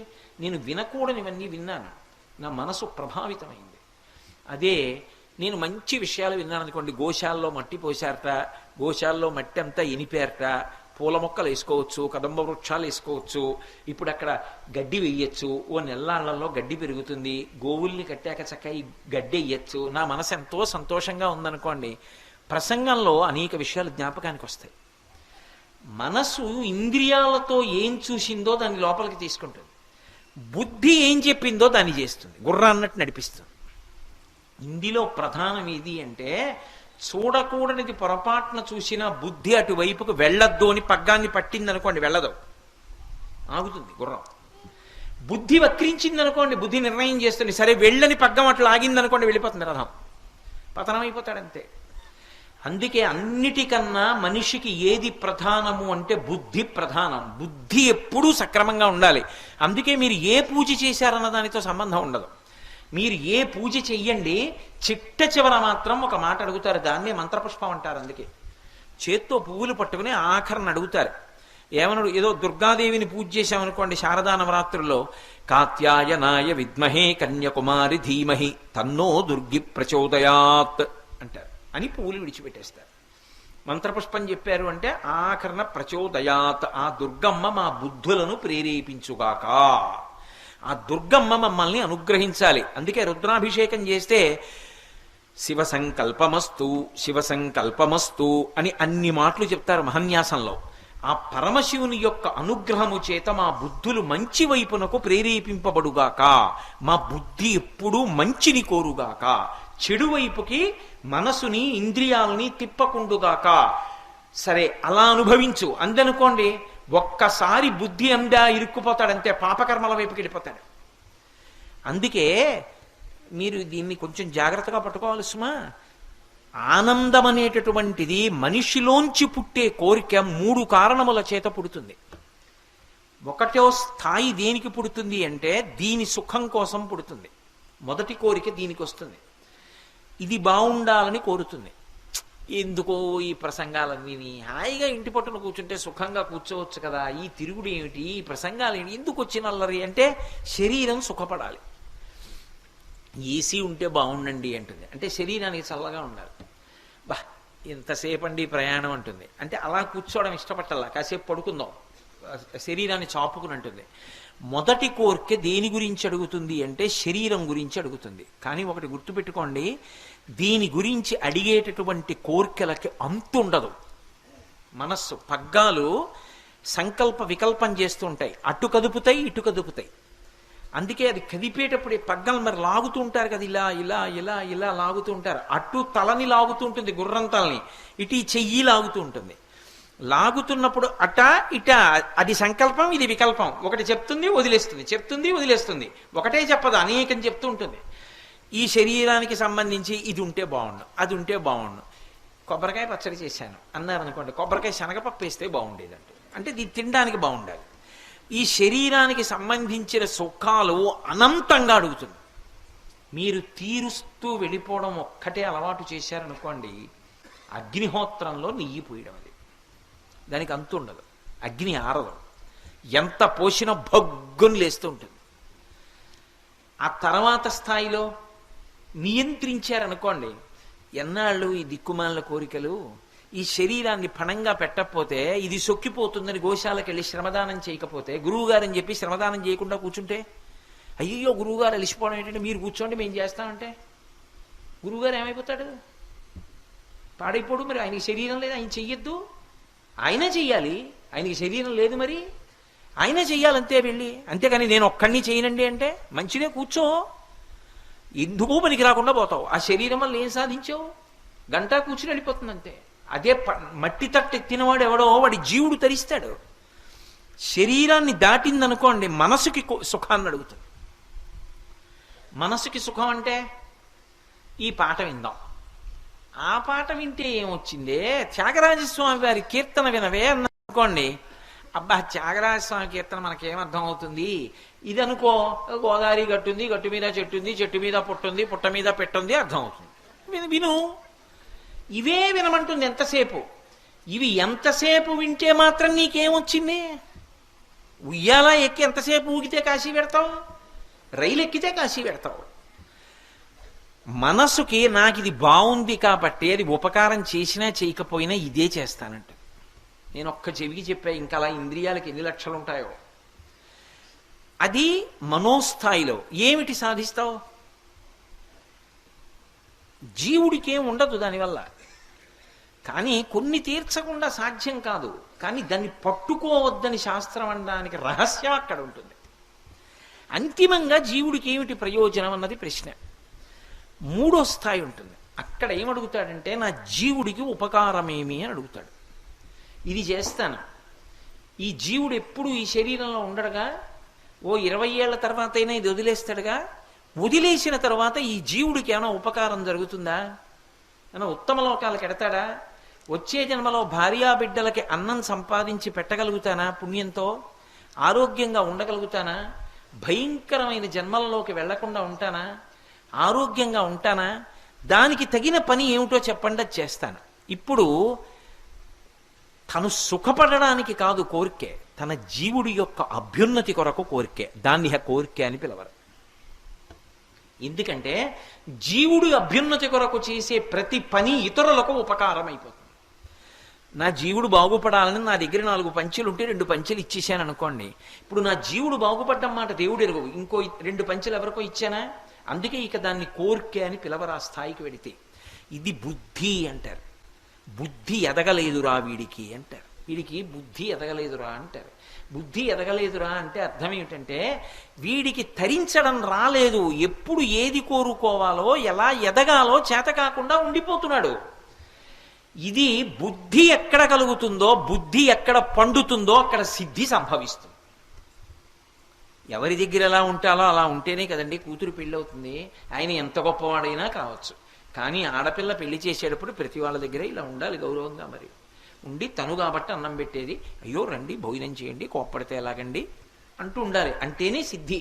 ఆ తర్వాత పెళ్ళి అయిపోయిన తర్వాత చిన్న బుద్ధులు పోనిద్దురు అంటాడు. కోప్పడ్డాడు అనుకోండి, రగడ జరగదు అక్కడ. ఎక్కడ ఎలా ఉండాలో అలా ఉంటే సిద్ధి. అమ్మయ్యా, కార్యం పూర్తయింది. ఆ సిద్ధి కలగాలంటే బుద్ధి ముందు ఉండాలి. ఈ బుద్ధిని ఇచ్చేవాడు ఎవరంటే విఘ్నేశ్వరుడు. ఇది ఎక్కడి నుంచి ఎక్కడి వరకు? ఇప్పుడు నేను ఉపన్యాసం మొదలు పెడితే ఉపన్యాసంలో ఏం చెప్పాలి అన్నదానికి కావలసినటువంటి ఆలోచన నాకు తట్టడం దగ్గర నుంచి నా జీవితం సిద్ధి పొందడం వరకు ఆయన సిద్ధి పొందేశారండి అంటారు. సిద్ధి పొందడం అంటే పండిపోవడం. ఆయన పండిపోయాడండి జీవితంలో అంటారు. పంటలు వేసుకున్నామండి అంటారు. పంట పండిందండి అంటారు. అంటే చివరకు వచ్చేసింది, చేతికి వచ్చేసింది. అంటే ఆయన జీవితం తరించిపోయింది. ఆయన ఎక్కడికి చేరుకోవాలో అక్కడికి చేరిపోయాడు. ఈ బుద్ధి సిద్ధి ఎవరిస్తారు అంటే విఘ్నేశ్వరుడు ఇస్తాడు. ఆ బుద్ధి సిద్ధి పక్కన భార్యలుగా కూర్చుని ఉండాలా? ఒక్క విఘ్నేశ్వరుడి విషయంలో మాత్రం పక్కన అక్కర్లా. ఎందుకని? ఎటువైపు దంతం లేదో అటువైపు అమ్మవారు ఉందని గుర్తు. ఎంత విచిత్రం ఆ మూర్తి ఉపాసన అసలు. కాబట్టి ఇప్పుడు అసలు ఆయనని పూజ చెయ్యని వాళ్ళు, ఆయన వలన ఉపకారమును పొందనటువంటి వాళ్ళు ఎవరైనా ఉంటారా?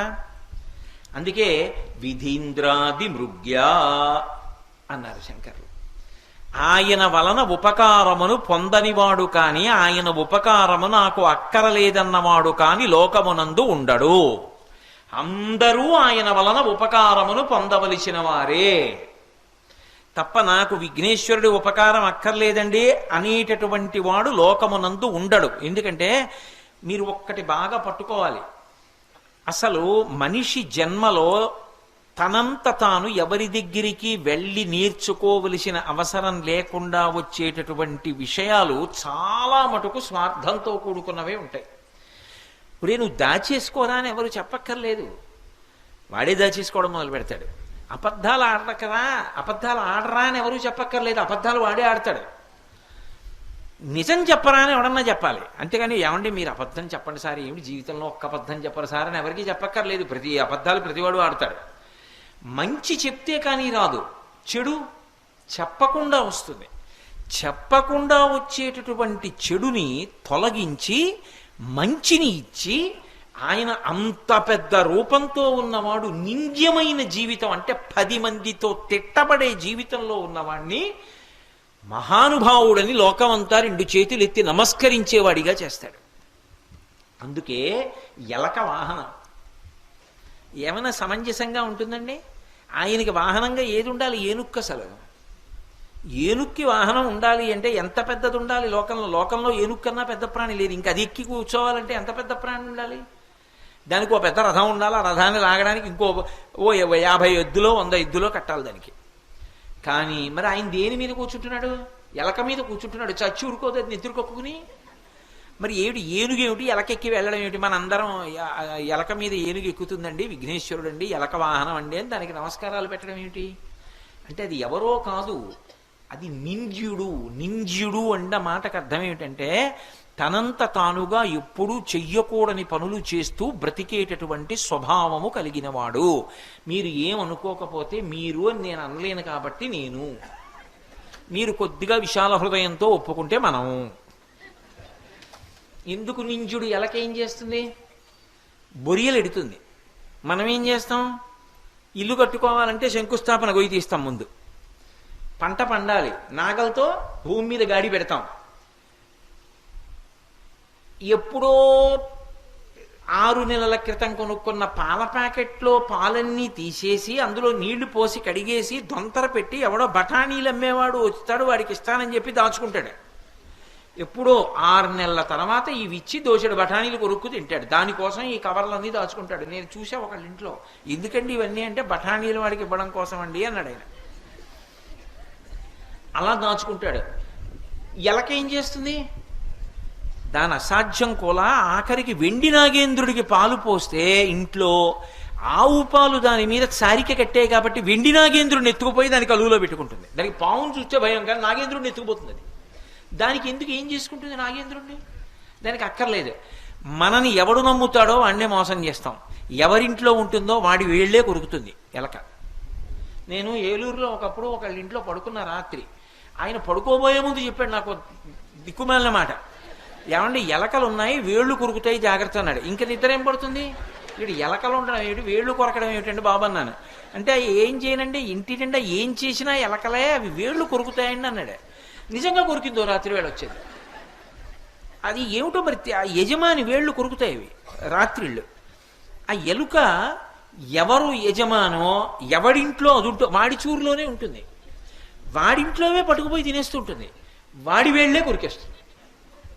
నా అంత భద్రంగా ఎవ్వరూ లేరనుకుంటుంది, ఎక్కువ సంతానానికి అంటుంది. నేను ఆ మాట ఎందుకు అనాలి? అది బొరియలో ఉంటుంది, మనలాగే చీకట్లో ఉంటుంది, మనము అజ్ఞానంలో ఉంటాం. మృత్యువు రాదని ధైర్యంగా ఉంటాం. పిల్లి ఎక్కడ వస్తుందిలే నాకు తెలిసిపోతుంది అనుకుంటుంది. కాళ్ళకి చప్పుడవ్వకుండా పాదాలలో మాంసపు తిత్తులున్న పిల్లి కలుగు దగ్గర కూర్చుని ఠక్కును పట్టేస్తుంది ఎలకని. మృత్యు ఎప్పుడు వస్తుందో చడి చప్పుడు లేకుండా వచ్చి ఎత్తుకుపోతుంది మనని.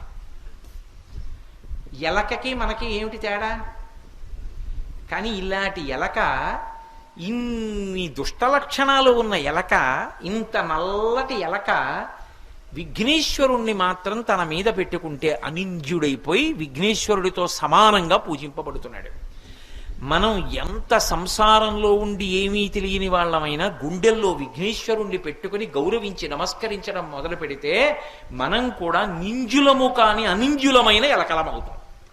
వహించుట అంటే ఆయనని లోపల పెట్టుకొనుట, గుండెల్లో పెట్టుకోవడం.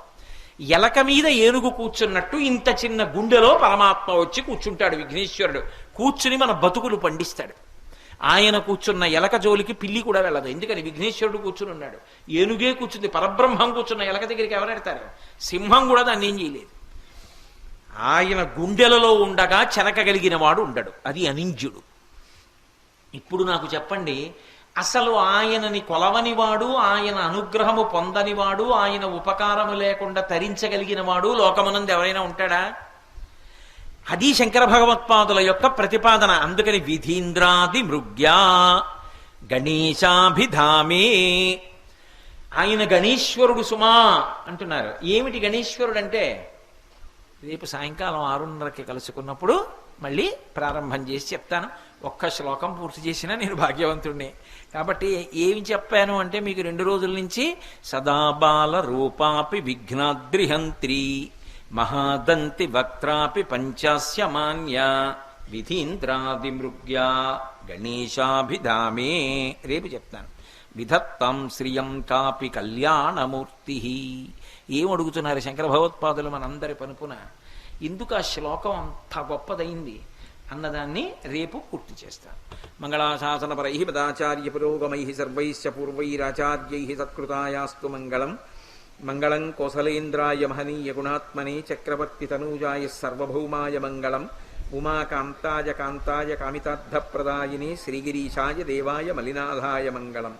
సర్వం శ్రీ ఉమామహేశ్వర పరబ్రహ్మార్పణమస్తు. స్వస్తి.